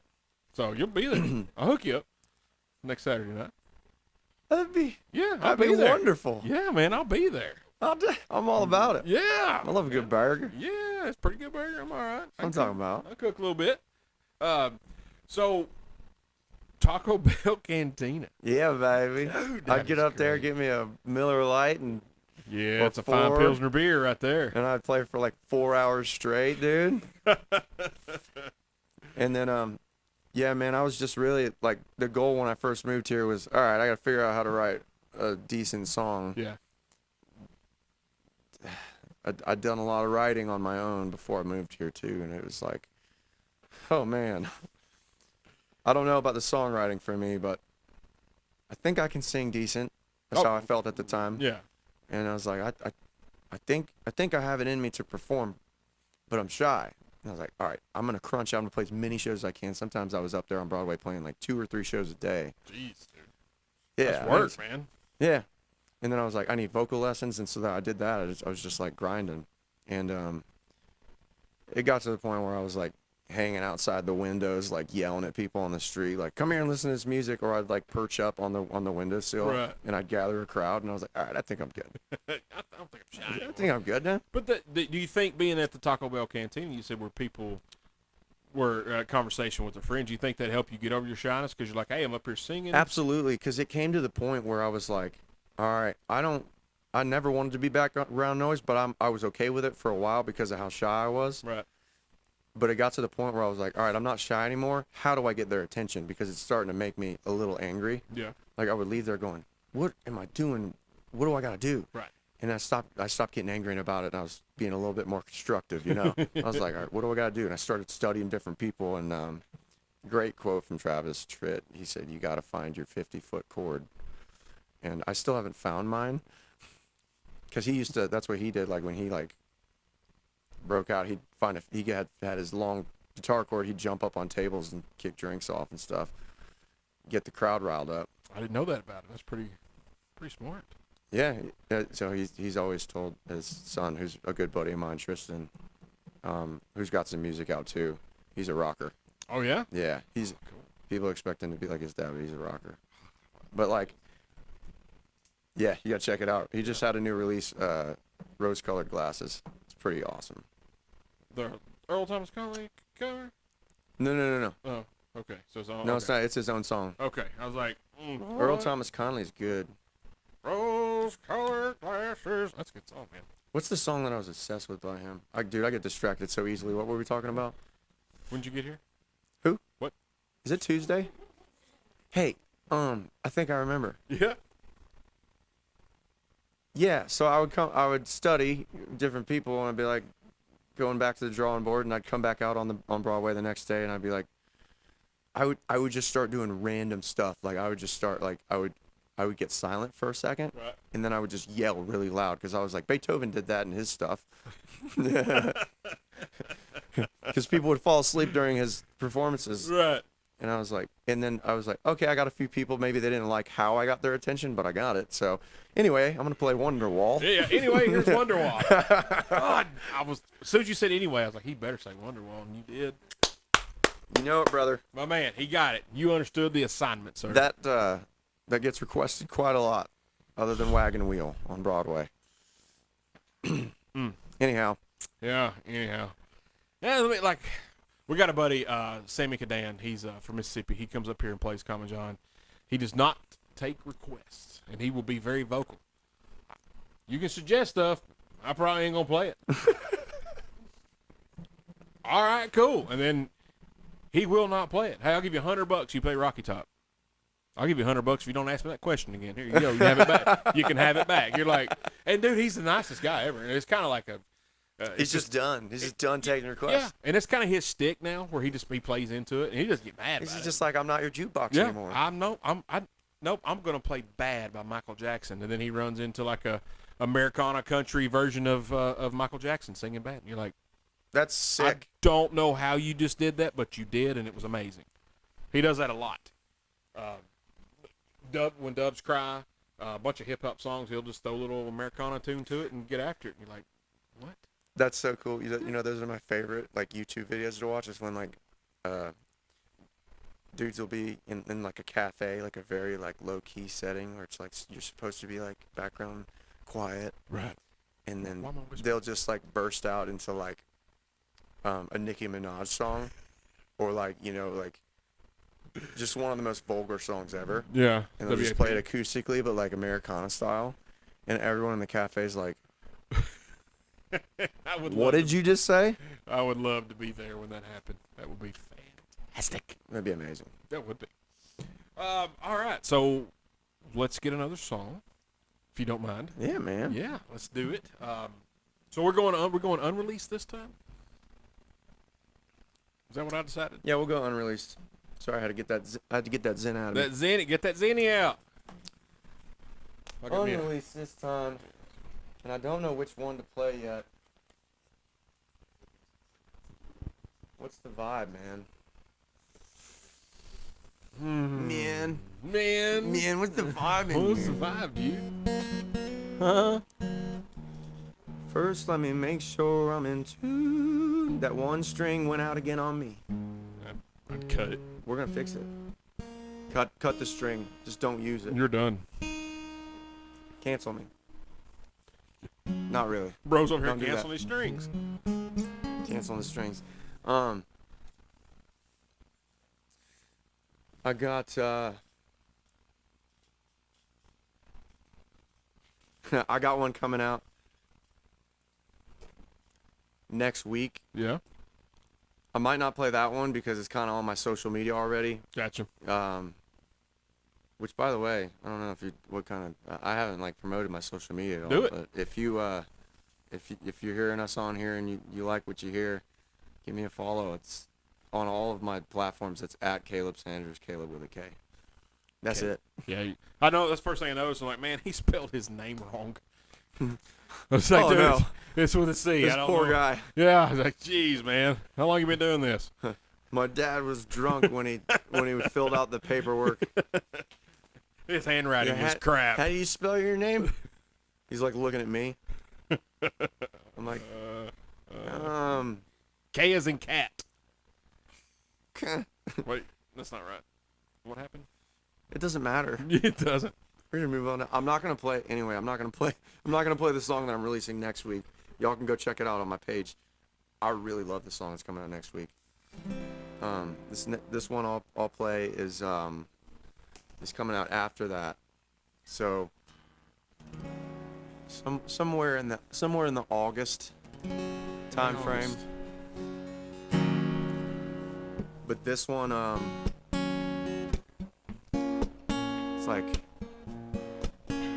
it's like my go-to summer vibe.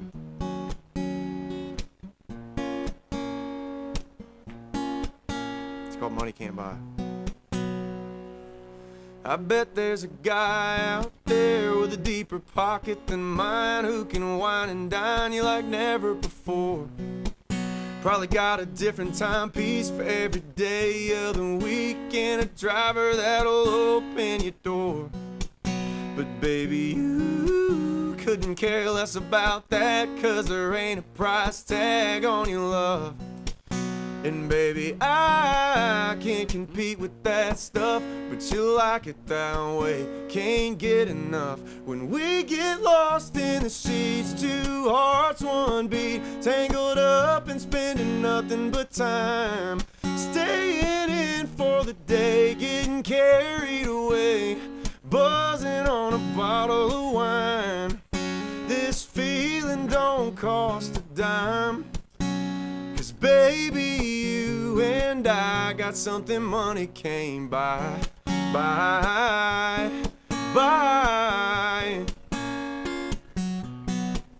Yeah, I can book a reservation or a beach vacation, but I know you like laying low on the couch. Ain't no need to sugarcoat it, girl, we both know it. I bet we barely make it out of the house before we turn around. And we get lost in the sheets, two hearts, one beat, tangled up and spending nothing but time, staying in for the day, getting carried away, buzzing on a bottle of wine. This feeling don't cost a dime, but baby, you and I got something money can't buy.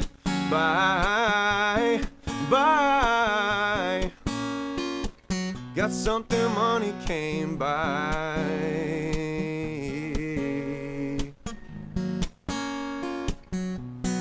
We'll be alright if the well runs dry, baby, you and I got something money can't buy.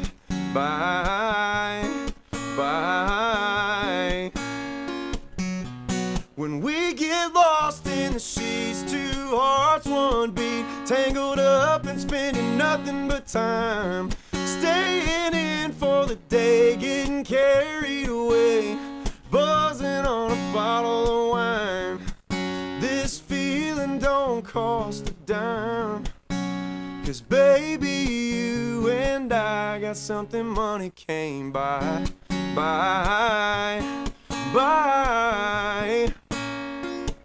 Got something money can't buy.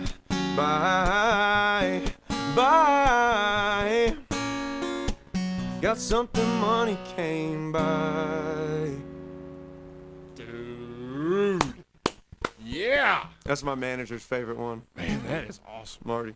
That is a dang good song, brother. Love it. All right, guys, we'll take another break. We come back. We got the Common John update for the week. We'll have a little bit of a lunchtime theater. Music of the week is a burning questions for Mr. Kaleb Sanders. You're listening to the Everyday Joe Show, brewed by the Common John Brewing Company here on 93.9 The Duck. Wow. Bruh. You did it. Yeah. Yeah, that's a great song, dude. That's yeah. That was good stuff, man. Heck yeah. There's more important things than that. It doesn't matter how much you have, you always want more. So therefore, I love the. I learned about this paradox not that long ago, and I love paradoxical things. So, somebody told me, and I was like, it blew my mind when I heard it. But somebody told me, they were like, you know, it was in regards to like the pursuit of happiness. It was like, you know, there's a thing about pursuing happiness is what makes you unhappy, because it assumes that you're not happy right now. But accepting the negative,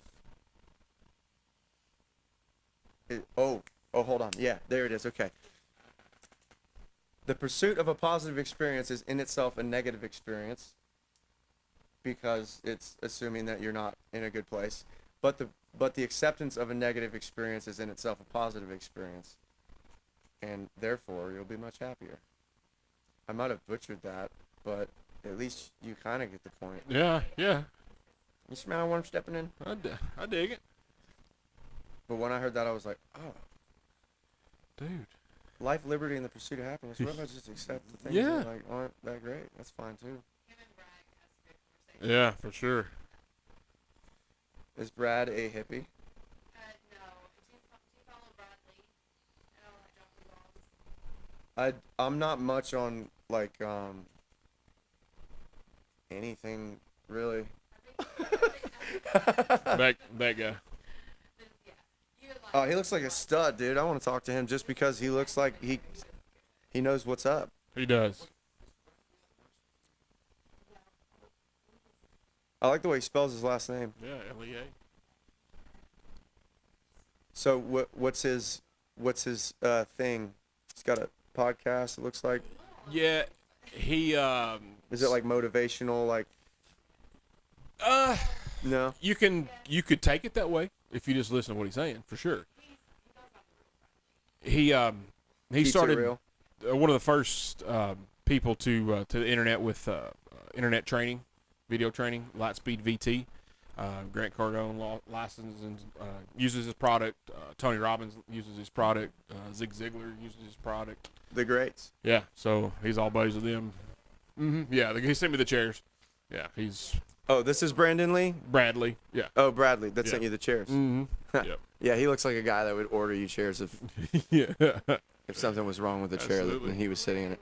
I was at a studio in Vegas, and I'm like, hey, next we're in Nashville, you need to come up to the studio. We wonder if we're in the right spot. You're in the right spot.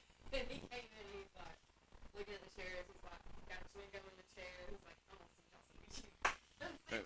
And at first, only two came, and then we saw him at the Indy race in Nashville. We're in Chuck McDowell's suite, and Brad's like, "Hey man, did you get your chairs?" I'm like, "Yeah, I got two of them." He's like, "What?" It's supposed to be 3. There's 3, y'all. There's supposed to be 3 chairs. I'm like, I said, man, it's fine. Don't worry about it. Two's good. Two's good. And it was a Sunday. He gets on his phone, texts his assistant, make sure you get the other chair over here to Tennessee this week. And I'm like, he said, see, I messaged her. I'm like, dude, it's Sunday. Leave her alone. And I was like, it's fine. She puts it back to him. Yeah. Tone it down. Yeah. It's okay. I'll start crying for I her. respect it. You know? It's a Sunday. Leave her alone. She's in church right Yeah. now. I know Maria. She did this. She's like, I'll do it Monday. What'd you do? All right, here we go. All right, guys, welcome back to Everyday Joe Show, brewed by the Common John Brewing Company here on 93.9 The Duck, episode 346. Caleb Sanders, me, the Travis Reed. Now time for the Common John update. We got a big update. I think there's something going on there next Saturday, the 27th. It looks like it. Yeah, can you read that the notes over there? July 27th, Caleb Sanders, me, with Lizzie Grace. With Izzy Grace, yes. Well, with Izzy Grace. Yeah. Sorry, that's really far away. It is. Now I understand why people have a hard time with teleprompters. Yes. Dude, I would say like if it said pause, I'd probably say pause. Yeah, well, we did a crowd karaoke concert one night. We had this big stage at Oktoberfest at Bites of Europe a few years ago. We did karaoke, and we would kind of sing, but the crowd would sing with us. So I thought it was a fun idea, and it was really good. And so Eli, who was on the show, he's out in the crowd with the microphone passing around to everybody, and it would say, next verse, 4 bars, and he would say it. And like Eli, or he would sing it. Like that's so. When it would say pause, don't be too negative, and I was like, God, that's it. This is Eli. I can see how he's doing that. I don't think he can see how he's doing it, but he did it nonetheless. Anyway, I don't want to get off of that rabbit hole. Sorry, Izzy. July 27th, Common John in the Nook with Izzy Grace. That's gonna be a good time right there, buddy. Good time. It's never not a good time if you decide it's going to be. Is that a paradox, or I don't know. that's a Calebism? I don't know. I just said it. You did. Well, I mean, make the best of it. That's right. Do you even know what you said? I don't even know what I said. I don't know. What you It's said. never not a good time if you choose to make it a good time. I'd said it different. See, this is why when I'm writing, Yeah. if I have an idea, I'm like, oh, dude, this would be a cool line. If I don't hit record immediately and go back, it's gone. She gone. She gone. Gone. Good luck. See ya. So you guys are playing in the Nook, the music room. Start at 7 p.m. Guys, we had Izzy Grace on here last Saturday. She just released a song last Friday called Lost My Country. Very cool reasoning behind the song. Her mom. Lost My Country. Lost My Country. Her That mom. title is very catching. Yes. Her mom's from Centertown, is where Megan's from. Pretty country out there. They moved to Murfreesboro. They go out to this creek. Well, the mom's like, I'm going to go walk across these rocks. That's what you do when you play in the creek. She walked across 2 rocks, slipped and fell. Her dad goes, dang, baby, you done lost your country. Like, well, there's a song. Let's write that down. And it's a fire song. Oh, man. bro, you know how many people are going to kick themselves? Yeah. How many times? Already kicking themselves? Yeah. How many times you heard that? Or that should pop into your head when somebody from country moves to the city, messes something up they should be able to do. Your country. Dang, you done lost your country. I Yeah.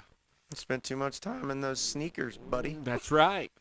So that is next Saturday night, July 27th at 7 p.m. in the Nook. Caleb Sanders, Izzy Grace. Look there, man. You got what's going on here with this picture? Well, Is that you? that is me. Okay. Yeah, I just don't have a hat I'm on. just kidding. You got me. That's live at Common John Brewing Company, and it also apparently limited availability to get in that Nook. So you better pack that house out, Bubba. Let's pack it out, dude. They need to. I mean, 2 good artists right there, man. You got 675,000 monthly listeners on Spotify. Yeah, on Spotify. Well, now it's 788,000. Shut up. Yeah. I know it was a lot, but dude, that is insane. We're pushing hard on the playlisting right now. Dude, you're gonna hit 1 million before the end of the year. That's the goal. I mean, you may but hit you it never know before what's then. gonna happen. That's We went up 10,000 from yesterday to today. Yeah. Monthly listeners. Wow. But really, it's like, you know, investing in playlists, because the problem with that most artists have getting off the ground is it's not that your music's no good, or like it's not that you need that magical moment where somebody's like discovers you, and it's like it's just that like you gotta get yourself out there more. Yeah. As much as you can. You gotta figure out ways to do that, and like we've been talking to people who make playlists, and we've been building relationships with them and stuff. Apparently so, man. You're up to, what'd you say, 700 and something thousand now? Yes, 780,000. It's really cool, man, because like I released my first song. It says 790. Wow. I released my first song in September of 23. So it's been, how many months is that? Not 12. I don't know, but I've been like almost a psychopath about, like, my manager's like, "Oh man, slow down," and I'm like, "No, push No. that button right there. Yeah. Let's Dang, go. man. Let's give it to him." Good for you, man. That's amazing. That's good stuff, dude. Yeah, You got another one. I appreciate it, dude. Yeah. And I'm the type of person, what I'll do is at night I will play your song, and I'll just hit, or I'll do your playlist or whatever, and just hit repeat, turn my phone down, charge it, go sleep, and let that bad boy play all night long. Oh, you're the man. Yeah, why not? What's it costing me? Nothing. It's free. Yeah. And you're sleeping. You don't Yeah. have to do anything. No, that's, to me, that's, I mean, Can everyone listening do that tonight? And we just want to see what the numbers look like tomorrow. I Just think out it's of curiosity, it's a science project. yeah, okay? I did it to a friend of ours, are in a band, Apache Jericho, and they did it, and they got some killer songs. And I'm like, there's four I just kept listening to over and over and over, and I'm like, you know, I'm just gonna hit this on repeat one night and just, you know, turn the sounds down and let it go, and it went up. And you know, a couple other guys on the show did the same thing. I'm like, they did it to Lewis. He was my Lewis Price. Yeah, he was my second listened to artist of last year. Dude, I gotta say, I'm a big fan of Lewis Price. Yeah, he's a good dude, man. I got to I'd listened to his music a lot before I met him. I got to meet him at the Country Rebel Ranch. He showed up and did a party there. He was doing a back porch, I think is what the tour was. Mm-hmm. Yep. Him and a buddy of his, who's a great singer, great songwriter. What's that? I can't quite remember his name because I'd only met him that one time, and I only knew Lewis already because of his music. And man, great guy. Oh yeah, Great guy. Fun dude to hang around. We had him on a couple years ago. He played her event at Common John last September, and just absolutely killed it. Just Super down to earth guy too. Oh yeah. Yeah. Good stuff, man. So congratulations on all those listeners, dude. That's amazing. Thanks, man. So guys, he will be at Common John Saturday, July 27th, 7 p.m. Izzy Grace, a good friend of the show, she is opening up for him. Will be a good time. I'm probably going to have to get him to pump the sound out to outside so I can hear it. So be fun. Let's make it as loud as you want. man. That's right, man. I'll just plug it up. Guys, big things coming up. Common John, September 14th. It's the Brew Fest. The Family Reunion Brew Fest. Third annual, fourth annual. I can't remember off the top of my head. That's terrible. Well, it's a Brew Fest, so I don't usually forget I was even there. Fourth annual tickets are available right now. See one of your beer tenders and go to commonjohnbc.com. Y'all check that out. Also, you fans of yoga, Common John has started doing the yoga classes once again on every other Saturday morning. Let me check the prices, make sure I get it correct. I'll make sure they didn't change from last year. $10 to this yoga. Bring your own mat, but you get a beer. Like you can have it before yoga, during yoga, or after yoga. That's attractive sounding. It really is. I understand. Yeah, that's all right. So that's going to be every other Saturday at Common John Brewing Company. Y'all check it out. Don't forget, every other Sunday we do the Charlie Allen Sing Along. Y'all check him out if you got some songs you want to get up there and sing on stage with an accredited singer-songwriter. Charlie Allen's your man. He'll follow right along and have a good old time. The place has been packed out for him. And also every Sunday at Common John there is poker 2 and 4 p.m. Big crowds for that for sure. Y'all check them out. But don't forget, in the Nook, Saturday, July 27th, Kaleb Sanders playing, man. We'll pack that bad boy out. We're going to do our best. Yeah, you better. I'm calling in the homies. Calling in the homies. I like Calling it. in the homies, dude. All right, guys, take another break. We come back. We got some lunchtime theater music of the week. Usually a Travis talk, but I think it's going to be Kaleb plays the guitar and sings a song segment. I like that. Yeah, whatever you want to do, dude. I'm in charge. Right on. I can finally say that. I'm in charge. You are. You're listening to the Everyday Joe Show, brewed by the Common John Brewing Company here on 93.9 The Duck. We're getting there. You're making strides. I'm digging it. Where's 5-2? Man, I screwed up somewhere. Yeah, boys gotta pee. 6, 7.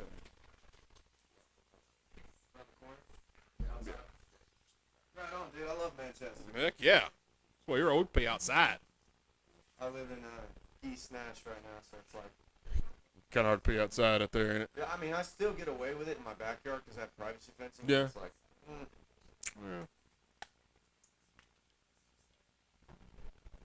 The dream is to live a little bit outside Nashville, close enough to where it's not a crazy drive. Yeah. To be able to pee off the front porch and the back porch. What more can you ask for? Come on, man. Yeah, that's it. You've made it.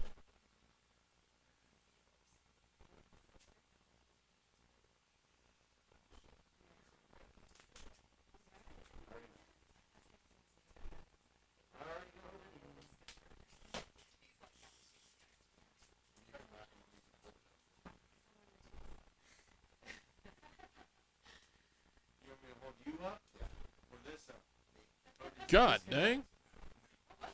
Probably a tire blow on the interstate. Yeah. Yeah.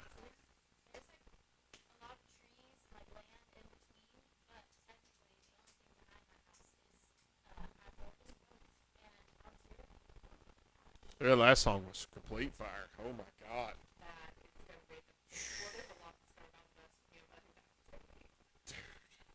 That was amazing. We're talking about I'm seriously, I'm sorry. And get me some for my little wrinkle. That's what I get is my forehead, and it's time to go. He would have to put about 50 units up there. It's because my eyes are so small, my cheeks are fat, so when I go out, I can't see, so I gotta raise my eyes like that and I get this line.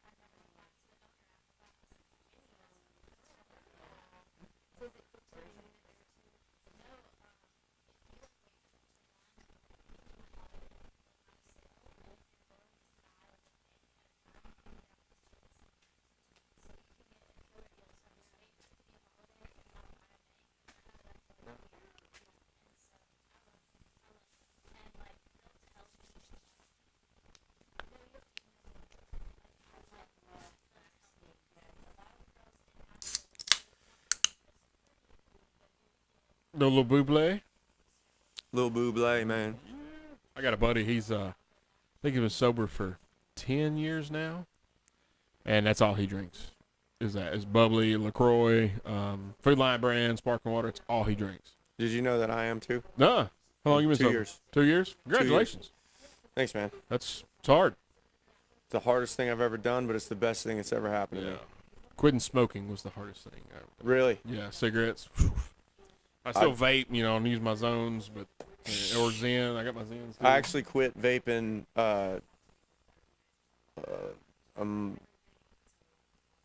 38 days ago.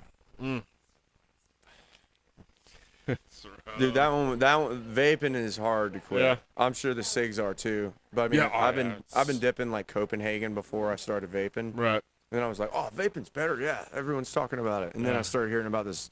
Popcorn lung. Yeah, like everything that's happening to everybody, and I'm like, dude, I'm out. Hey, it was Slash. He said that getting off heroin was easier than quitting smoking cigarettes.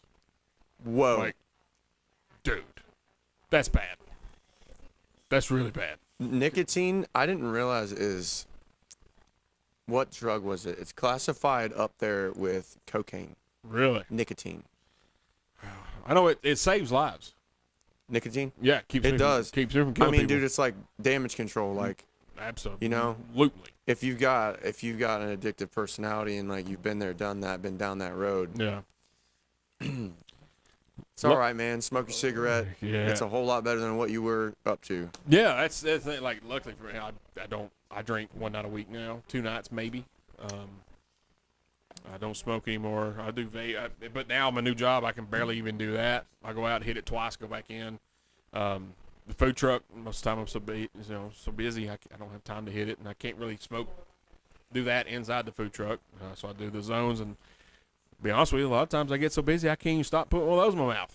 So, which isn't a bad thing. no, it's That's good. great. It's good. I don't get all antsy and mad, but all right, here we go. All right, guys, welcome back to Everyday Joe Show, brewed by the Common John Brewing Company here on 93.9 The Duck, episode 346. Kaleb Sanders, me, the Travis Reed. Now time for a lunchtime theater, and me and the fiancé watched a good show on the Netflix the other night called Treason. It was a British show. I didn't know when it started. I was like, I don't know if I'm going to like this or not. But it's kind of a, hey, I think that person's bad, but no, probably not. Oh, maybe the person is bad kind of show. Keeps you guessing throughout the entire series. And I was an idiot and thought it was only 3 episodes long, but it was like 6. So about third episode, I'm on the edge of the couch like, all right, man, they're going to reveal it. They're going to reveal it. And it's like, it ends. I'm like, what happened? And it's like, oh, next episode in 10 seconds. I'm like, oh, there's more? Oh, my God. So I'm just like fully invested. It's like 1 o'clock in the morning, and we don't stay up that late anymore unless it's like a really good show. And this is a really good show. It's called Treason. It's on the Netflix. Watch it. It's good. You'll enjoy it for sure. Is it a limited series, like one season kind of thing? Yes, sir. Those are the best, man. Dude, because they lay it all out. Yeah. Just usually that first episode pretty slow, but that's like a Netflix thing, it seems, which I'm fine with. I like a slow burn. It's cool. But once it starts going, You can't put it down. let's go. Yeah. I'm talking I about. hear you. But yeah, it's called Treason on the Netflix. Give it a watch. Good stuff. I'm still my personal lunchtime theater. I'm still watching T.J. Hooker. Went back and watched that show with William Shatner. It's on pause on the TV in the living room. Yeah, I saw that. Yeah. Well, the last one, this guy kept robbing jewelry stores, and T.J. Hooker told him, "Look, dude, it ain't this, it's this." But Jerry Lee Lewis was in this episode, so that was pretty cool. I enjoy it. That's such a bad show. It really doesn't hold up very well, but I'm committed. I got to finish watching the whole Officer series. T.J. Hooker. Yeah. So I did that with In Heat of the Night several months ago. Just got totally embedded in that show, and it held up. I thought it was good. It was good. But Jay, y'all watch Treason on the Netflix. Music of the week. Tooth has selected "Stargazing" by Miles Smith. I checked it out before we started. It is very good. The chorus is very catchy. It's it gets shuffled with like Taylor Swift, but it's not a Taylor Swift type genre. It doesn't seem. Let me see if I can pull it back up. Who else was in that? Which genre would you say it is? if you can't box it in, that's probably a good thing. I can't. Good on him. Yeah, he is genreless. He doesn't. No, he used to. Now he was like me. He's a metalhead, but a switch flipped, and he just broadened all those horizons. Because he grew up with his mom would wake him up early on Saturday mornings, and they'd listen to Queen every Saturday morning. Listen to David Bowie. At my house, we're listening to Chicago, Allman Brothers, Michael Jackson, and then I got to play my Guns N' Roses and maybe some Bon Jovi here and there, but that hard heavy stuff, Bon Jovi. So he kind of went back to his roots and kind of just started listening to everything. But it's a really good song. It's called Stargazing by Miles Smith, and that is on Tooth's playlist called Tooth's Picks, if you will. Oh yeah, come on about that. You can find it on the Spotify. Just hit search button. Type in the Everyday Joe Show. Once you type in the Everyday, the Tooth's Picks will pop up. Or you can go to the everydayjoeshow.com, go to the left side of the screen, click on Tooth's Picks, and it will take you straight to Spotify and straight to Tooth's Picks. He's got, I think, 18 hours worth of songs on his list.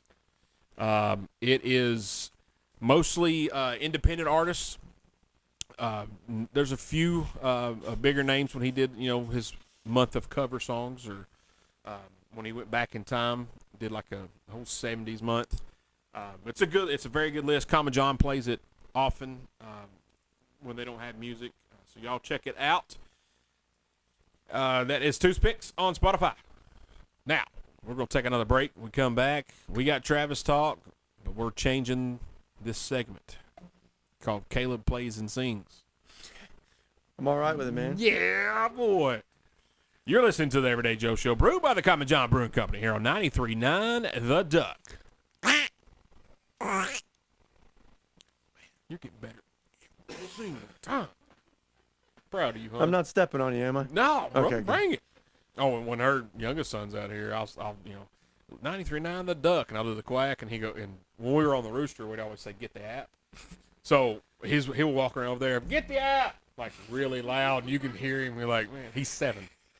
But he gets it. He makes a lot of appearances on the radio. It's not funny. Yeah. That's amazing. There was one, I think it was 2 weeks ago. I was editing the show, and he was in every single, when I go to break, he was in every single one saying, get the app. I'm like, I got to leave him in. I can't take him out. It's got to stay in there. When we were at Nashville Speedway, That was it. That was the one. Yeah, that's it.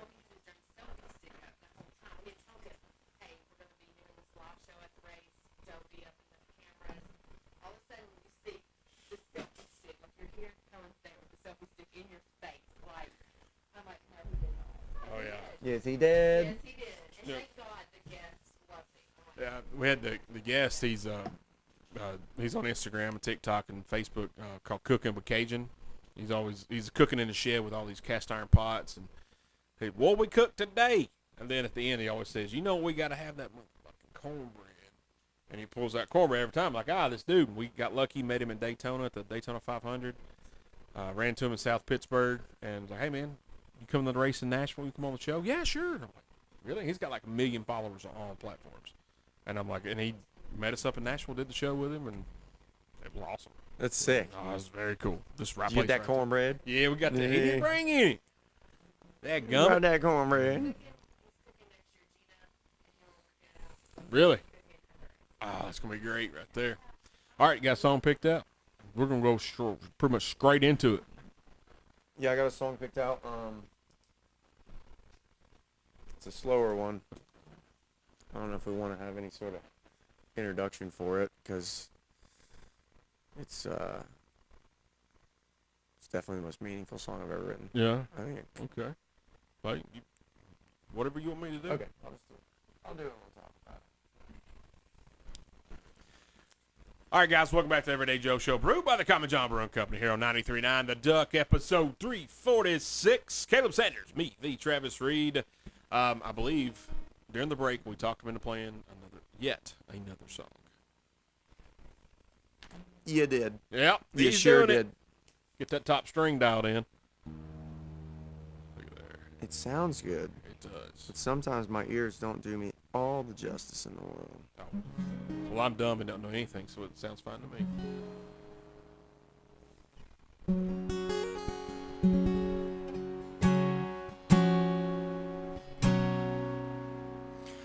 All right, so this song that excuse me, I'm a gassy boy. This song that I'm about to sing is it's definitely the most meaningful song I've ever written. I wrote it about my mom. She was my parents got divorced when I was really young. I was maybe 1 year old, 2 years old, and I got to kind of see a lot of struggle, and I didn't really realize what it was at the time, but now looking back as an adult, I'm like, oh my God, like I can't imagine, like, just a split home on its own is a really, really tough battle for everybody, and a single mom is, we have to protect them at all costs. You know what I mean? Like 100%. that, I can't even really imagine. But my mom did the single mom thing for a period of time, and I wrote this song as kind of like, it was just memories, like vague memories. I mean, I was very young, but I do remember some stuff, and growing up a little bit. This is just a little bit about it, and this song is an ode to single mothers.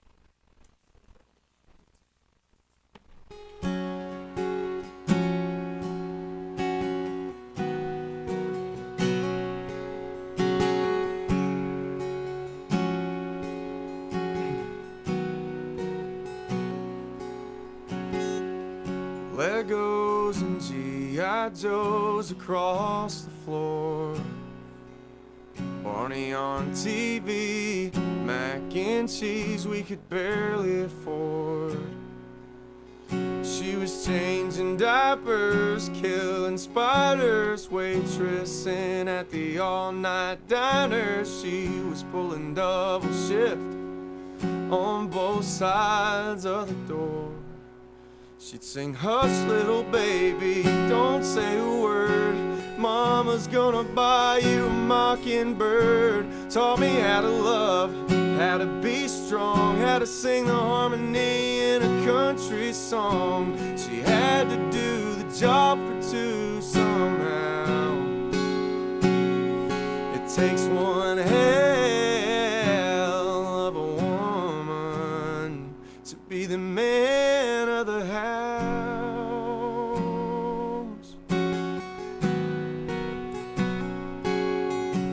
Wrong from right, when to fight and how to forgive. Lose with grace, and when you cross home plate, be humble when you win. She was raising a wild boy, young rebel cowboy, a single mom. Ain't got no choice, one half of a broken home, but she made it whole again. She'd sing, hush little baby, don't say a word, Mama's gonna buy you a mockingbird. Taught me how to love, how to be strong, how to sing the harmony in a country song. She had to do the job for two somehow. Takes one hell of a woman to be the man of the house, the man of the house.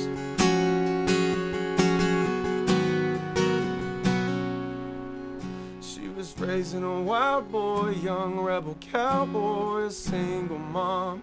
Ain't got no choice, one half of a broken home, but she made it whole again.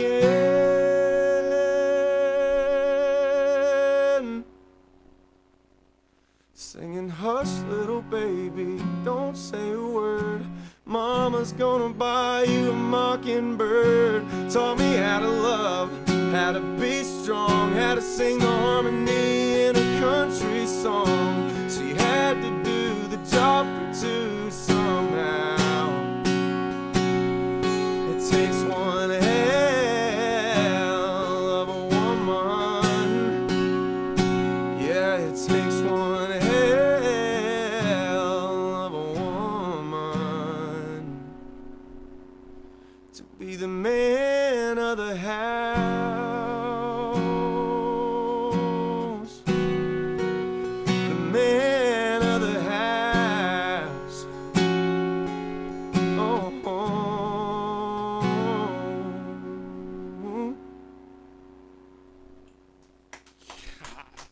Dang. What? The pollen count in this room is astounding right now. God bless. got Did you some- Warner Brother before you do a song like that? you got some allergies? Yeah, man, I do. Yeah, God bless, dude. That's a good song. Thanks, man. I wrote that with Woo! Ragweed is terrible.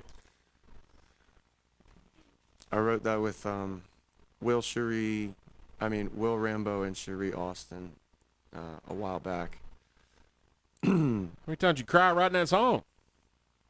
17? I, weirdly enough, not many times. I'll do it for you. Okay, That was great, dude.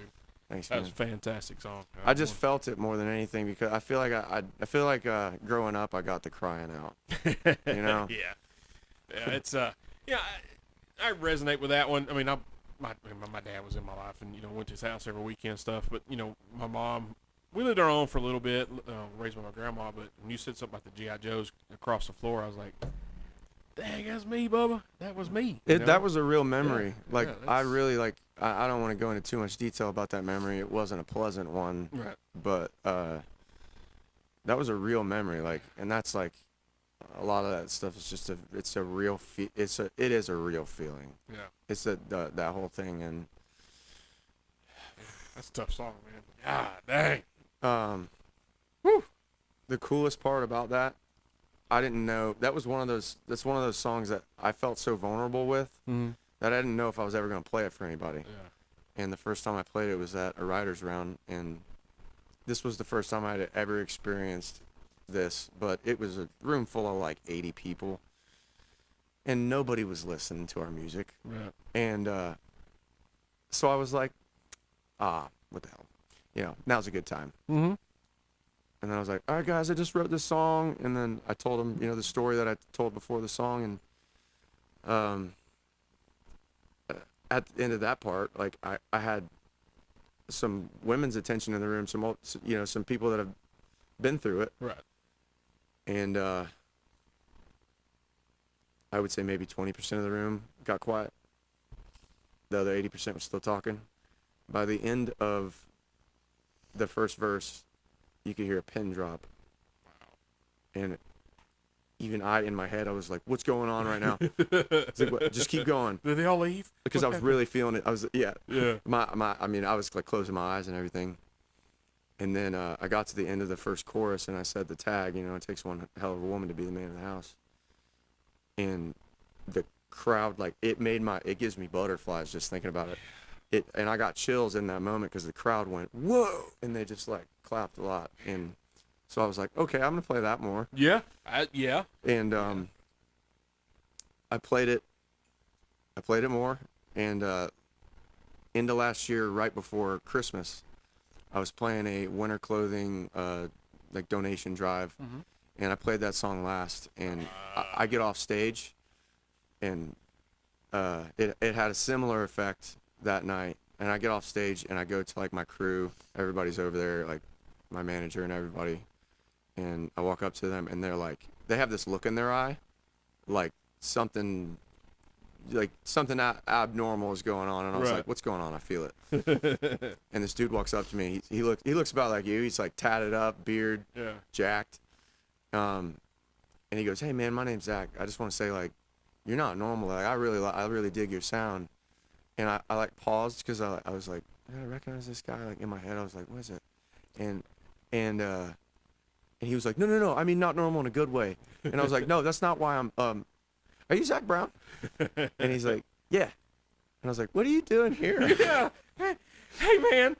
And he was like, listen, man, let me get your number. Like, I want to write with you. And I was like, what? Somebody punched me in the face right now. Yeah. Like, wake me up. And then I was like, yeah, dude, definitely. And then swap numbers. And then I was like, so when do you want to write? And he was like, what are you doing tomorrow? And I was like, Right with you. nothing. Writing with you, man. Yeah, so we wrote a little something. And So you got to write our song with Zach Brown? yeah. Stop. And then, dude, he's such a great guy, honestly. Like, I've heard that a bunch about him. he's a really amazing guy. Like, for him to take the time out of his insanely busy schedule, because he does a lot. Like, he's got a lot on his plate. To sit down and write a song with me and just like shoot it, just and then he was like, that Man of the House song, I really want to help you make it sound the best it can. And so him and his producer worked on it in the mixing and mastering phase of it, because my producer got it, you know, my producer's great. Brad Wagner's amazing. But yeah, Zach and his producer Ben Simonetti worked their magic on it and got it sounding good. And then I released it the Friday before Mother's Day this year. And yeah, A beautiful song, man. thanks. 100%. That's whew. So we got a comment here before we go to break on YouTube. Jacked. Comparing me to Zach Brown. And yeah, Jimmy, I'm Jack. Yeah. Yeah, I need a Band-Aid, man. Cut. Huh? He's cut, dog. Jeez. That's true. Yeah, I know. Thanks, Jimmy. Sorry, I'm new to this microphone stuff. I don't know if I was way too far away that entire time I was just talking. No, you're good. Okay. Good. Whew. All right. All right, guys, we'll take one more break. We come back. We're going to have some burning questions with Mr. Kaleb Sanders. And then we're going to find out what we learned. And then maybe another song I can do that. I'm talking about. You're listening to the Everyday Joe Show, brewed by the Common John Brewing Company here on 93.9 The Duck. I was trying not to burp saying that, all that, and then doing the quack, trying not to burp. Oh, dude, I know that feeling. Woo! Is that I'm a gassy boy, like I said. Dude, when I said that, I looked over at you and you were looking at them like, No. And, well, I was wondering in my head. I was like, ooh, did I say something a little? No. He burped some parts on the show. We burp on the show. It's all good. Love you too, Jimmy Newton. All right, we got one more. I don't know. I skipped a segment. I went too long on one because I wrote down this is our 7th break, and that's how many I take. Thought I had one more. But we'll be all right. So this last one will be kind of a longer. If I have to split it up, I will, and when I edit it here in a little bit. But yeah, I'll just ask you, have you seen the movie Roadhouse, the original? The original? No. I've only seen the new one. Get out! No, I'm kidding. You seen the movie Dirty? Do you know what? Okay, so you can kind of get what the original was about. Yeah, Okay, have you seen the movie Dirty Dancing? I have, but I don't think I've paid enough attention to it. But you know the premise of it. Yes, That's all I need to know. I get the premise of it. That's all I need to know. And then we'll figure out what we learned, and then yeah. Oh yeah. All right, guys, I got a confession to make. I don't think I know the premise of Dirty Dancing. He dances with women. He's I was gonna use context clues if it came up later. yeah. Yeah, I get But it. like, I don't know if I fully know. Uh, I'm working on this thing that I have with trying to be a people pleaser. Yeah. And part of that for a lot of people that are people pleasers is I'll say I know what you're talking about just to get along with you. And so I'm trying to work on like catching myself in my BS and just going, you know what? I just lied. Yeah. I don't know what you're talking about. I will. I have a couple friends that do this, and I don't do as much as they do. if they don't know while they're talking, they will Google on their phone right quick what we're talking about or what they're talking about, and then just kind of use context clues out of reading just a short Google interpretation of it. Okay, and then boom, run with it. You're like, that's smart. That's smart. They had Jamie. He doesn't know. I They know had he Jamie pull that up. Yeah. He don't know. I know it. You don't know, I know it. But I do know. Dude, best tool. Best tool is Google. Absolutely. All right, here we go. All right, guys, welcome back to Everyday Joe Show, brewed by the Common John Brewing Company here on 93.9 The Duck, episode 346. Kaleb Sanders, me, D. Travis Reed. All right, man, got a couple questions for you. What's up? You ready? I'm as ready as I'll ever be. One celebrity, living or dead, that you would like to hang out with, write a song with, It's a really have good some question. dinner, jam on the guitar a little bit. Oh, man, that's a really good question. Because there's a lot.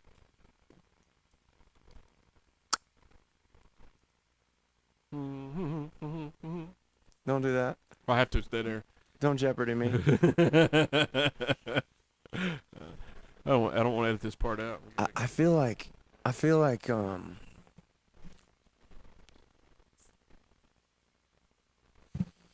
used to have an interesting answer for this. Yeah, what I happened cannot to it? remember right now. Where'd it go? Oh, Wah, wah. ADHD.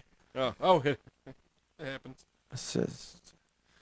I don't know. It happens. I mean, it is a gun to the head question, but that's what it's God, designed to be. Can we circle back to that one? We can. I might have an answer at the end. Okay. Yeah. You ready for this one? You better be. Maybe. The fear in his eyes right now. He's tricking me with fear. All right. So you've not seen the movie Roadhouse. You've seen the new one, but not the old one. I have not seen the old one. But you get the premise of it. Yeah, I Patrick get the premise of Swayze it. starred in it as Dalton. Yeah. Dirty Dancing, you know the premise of it. He was a dance instructor in the Catskills and taught ladies how to dance. He was kind of a ladies' man, if Yeah. you will. Yeah. Who would you rather be? Dalton from Roadhouse or Johnny Castle from Dirty Dancing? The womanizer, I'm trying to explain because he knows a little. I feel like just the nature, because I watched the new Roadhouse. Mm-hmm. I feel like just the nature of that movie. I'd rather be that guy. My man. Dude, I just love a good. It like almost gets my anger out Yeah. when I get to watch movies where people are just like. He's literally so calm. He's just like, he's got a gun pointed at him. He's like, I bet you can't shoot that with 2 broken fingers. He's like, all I have to. That's not gonna scare me. Yeah. I was like, oh my god, dude, it's so cool. Well, go. You got some homework. Go watch Roadhouse and go watch Dirty Dancing. Two of my favorite movies. I love Patrick Swayze. The new one I watched. It was fun. It was a fun movie. It wasn't like they didn't try to copy the original, which I was fine. I was like, thank God, because Yeah. it's just one you don't touch. But it's a fun movie. I enjoyed it. Yeah. Dirty Dancing it's a great movie as well. So check that out. Put that in his homework. Into homework. Yeah. All right. So the celebrity question. Will you think of one? No, I just started thinking about Roadhouse and how last time I went to Key West, I was like, is that Roadhouse? Is that Roadhouse? Like the whole time. Remember that? Ricky was there. Any celebrity dead or alive question. Man. Our buddy Jimmy Newton. His is Stevie Ray Vaughan. Ooh, that's a good one, man. Yeah. I would probably sit and watch that man play guitar for as long as I could stay awake and watch him play guitar. Does it have to be a musician? Nope. Be anybody. Got to be a celebrity though. Can't be your neighbor from Florida. Jesus. That's good. That's a good one. That's been answered several. I times. have so many questions. Dude. Yeah. Like, I honestly, like, yeah, there's a lot of people I look up to in, like, the celebrity world in the recent past and present. But, like, they're not going to answer the questions that I have. Like, I want to You want to know? know. I just want to understand what in more detail. Yeah. Dude, if I could talk to anybody, How'd you get out of the cave? Did you wake up? Huh? Yeah, I'd want to know. what's going on? Yes. Why are they still talking? Yeah. Yeah. I mean, I get the premise of it, but Yeah. I want to hear it from the source, dude. Yeah. I feel bad. My pick is Ric Flair. And then you pick Jesus. Thanks, Caleb. Pick Jesus Christ, our Lord and Savior. Yeah, you did. I picked the 80-year-old drunk. Who? Ric Flair. Oh, dude. Yeah. Woo. Yeah, that guy. Woo. You know, that'd be great. I have a friend that wrestled with Flair for many years, and his best friend was a huge Ric Flair fan. And when James and Flair were working together, he got Ric Flair to call to record the voicemail message for that guy's phone. So when you called this guy's phone, who wasn't a wrestler, what you got, you know, you just called so-and-so, you know, you called Caleb's phone, I'm not here. It was Ric Flair saying, we're out right now whining and dining. We got our gaiters on. I, you know, got my Rolex. It's hard, you know, doing the whole little promo. Oh, my God. That's more homework. We got to find somebody to do that. This is a ridiculous celebrity. I run into them. Hey, I need you to set up my voicemail. Yeah. I think that would be I had a if I could get like Mike Tyson, it'd be like, yes. you've reached Caleb Fender. Yeah. Sorry, you can't get the phone right now. It's Caleb Fandless. Don't beat me up, Mike. He doesn't listen anymore. It's fine. He never did. Yeah, I think that'd be a great idea. He's so sick, dude. Oh man! All right. Before he graces us with another song, we got to figure out what we've learned tonight. What'd you learn? I've learned a lot about podcasts in general. I'll tell you that. This is my first podcast ever. Yeah. Well, nowhere to go but up from here, buddy. That I don't even know what you mean. I didn't. Sorry, I lost my train of thought. What's up, dude? What's up, man? What did I learn today? Yeah. That's a good question. It is. Because the way that my brain works, I don't retain stuff very well. Like, I won't be able to answer this question until like 3 hours from now when I'm at home just sitting there like, you know, reminiscing. Oh, I remember. I'm the same way. No idea. Wait, what have we learned today? What did we learn? I learned that you can write a song that makes me tear up. That's for sure. Man. And yeah, oh yeah, it's you at Bryce Ray, good friend of the show, amazing singer-songwriter. They're playing as we tape this tonight at Common John Brewing Company, Boots Beers and Brews. He wrote a song called "Boots by the Door." He's from Iowa. When he moved, his sister was a little upset that he was moving, but was happy for him. And he wrote a song that, because they Iowa farm, leave his boots by the door. And when I heard it, I'm on live. First time I heard it was on here, and dude, I started tearing up. I'm like, oh my God. And the same way there, you that G.I. Joe thing comment, I was like, you got me, brother. You playing that one Saturday night? Yeah. I'll turn the volume down on that one. I can't be crying and cooking. Dude, the best burgers have tears in them. And they going. You play that song, they going to. I promise you, man. There's love in those burgers, baby. That's right. And also learned you got an absolutely insane amount of Spotify followers, dude. And that's great, dude. That is awesome. I mean, we're doing good. It's like way more than I expected. I mean, obviously, like I tried to roll into this business without expectations, right. But it's kind of hard not to be like very hopeful. Yeah. But it's exceeded anything I like so far, and it's just every bit of it's a blessing. Yeah. You're killing it, man. I mean, absolutely killing it, dude. Happy for you. That's I appreciate awesome. hearing yes, that sir. from you, man. Appreciate you being here with us tonight. Thanks for having me. Ricky hooking you up with us, and how all that came together. Get the Common John show, and him knowing folks, and knowing Megan, and that, and how it all worked out. Just crazy, just insane how it worked out. So. CMA Fest. I love that. Man, dude. Nashville will do that to you. It's crazy. But appreciate you being on here with us. If you would, take us out with one more song before we get off the air here. Fast or slow? Also, Follow him on all these socials at Kaleb. At Kaleb Sanders. That's it. At Kaleb Sanders. Kaleb with a K. Spelled his name Spelling wrong. right. Spelling it wrong, but whatever. Wrong. You might not. Whatever, Kaleb. All right. So.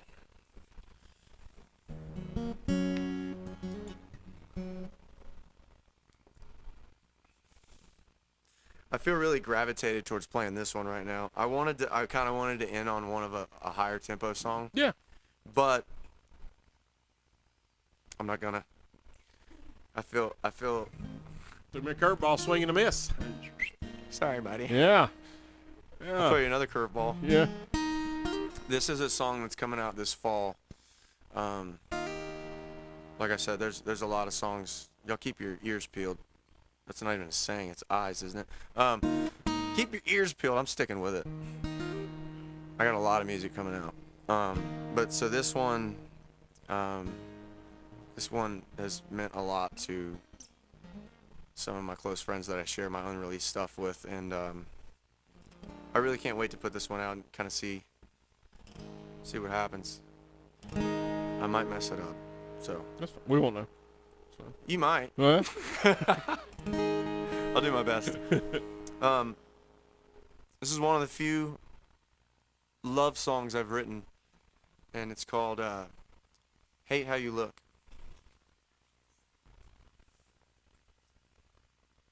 Does that throw you off? no.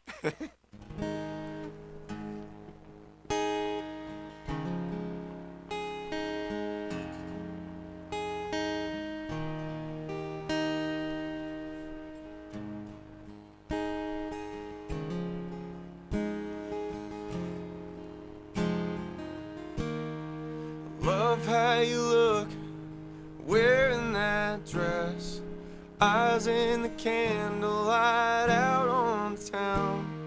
I love how you look when your hair's a mess, wearing some shirt of mine lying on the couch. I love how you look since the day that I met you. I love how you look right now. And it blows my mind how someone so perfect don't love how they look all the time. How angels cry mascara tears. I wish you could see you the way that I see you. I hate how you look in that mirror. Hate how you look at yourself sometimes, picking on flaws that I swear don't exist. I hate how you talk about the love of my life. There ain't a single thing you need to fix, and it blows my mind how someone so perfect don't love how they look all the time. How angels cry mascara tears. I wish you could see you the way that I see you. I hate how you look in that mirror. Girl, it ain't fair that I get to stare at something as beautiful as you, and you're missing out on the view. And it blows my mind how someone so perfect don't love how they look all the time. How angels cry mascara tears. I wish you could see you the way that I see you. I hate how you look in that mirror. Yeah, I hate how you look in that mirror.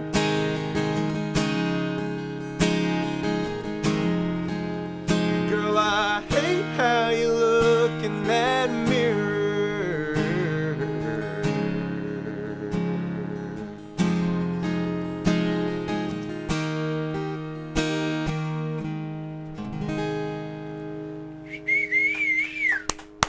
stuff, man. Thanks. Dang good stuff. My mom said that's a good song, so that's all that counts. That's all that counts. Absolutely. All right, appreciate it, guys.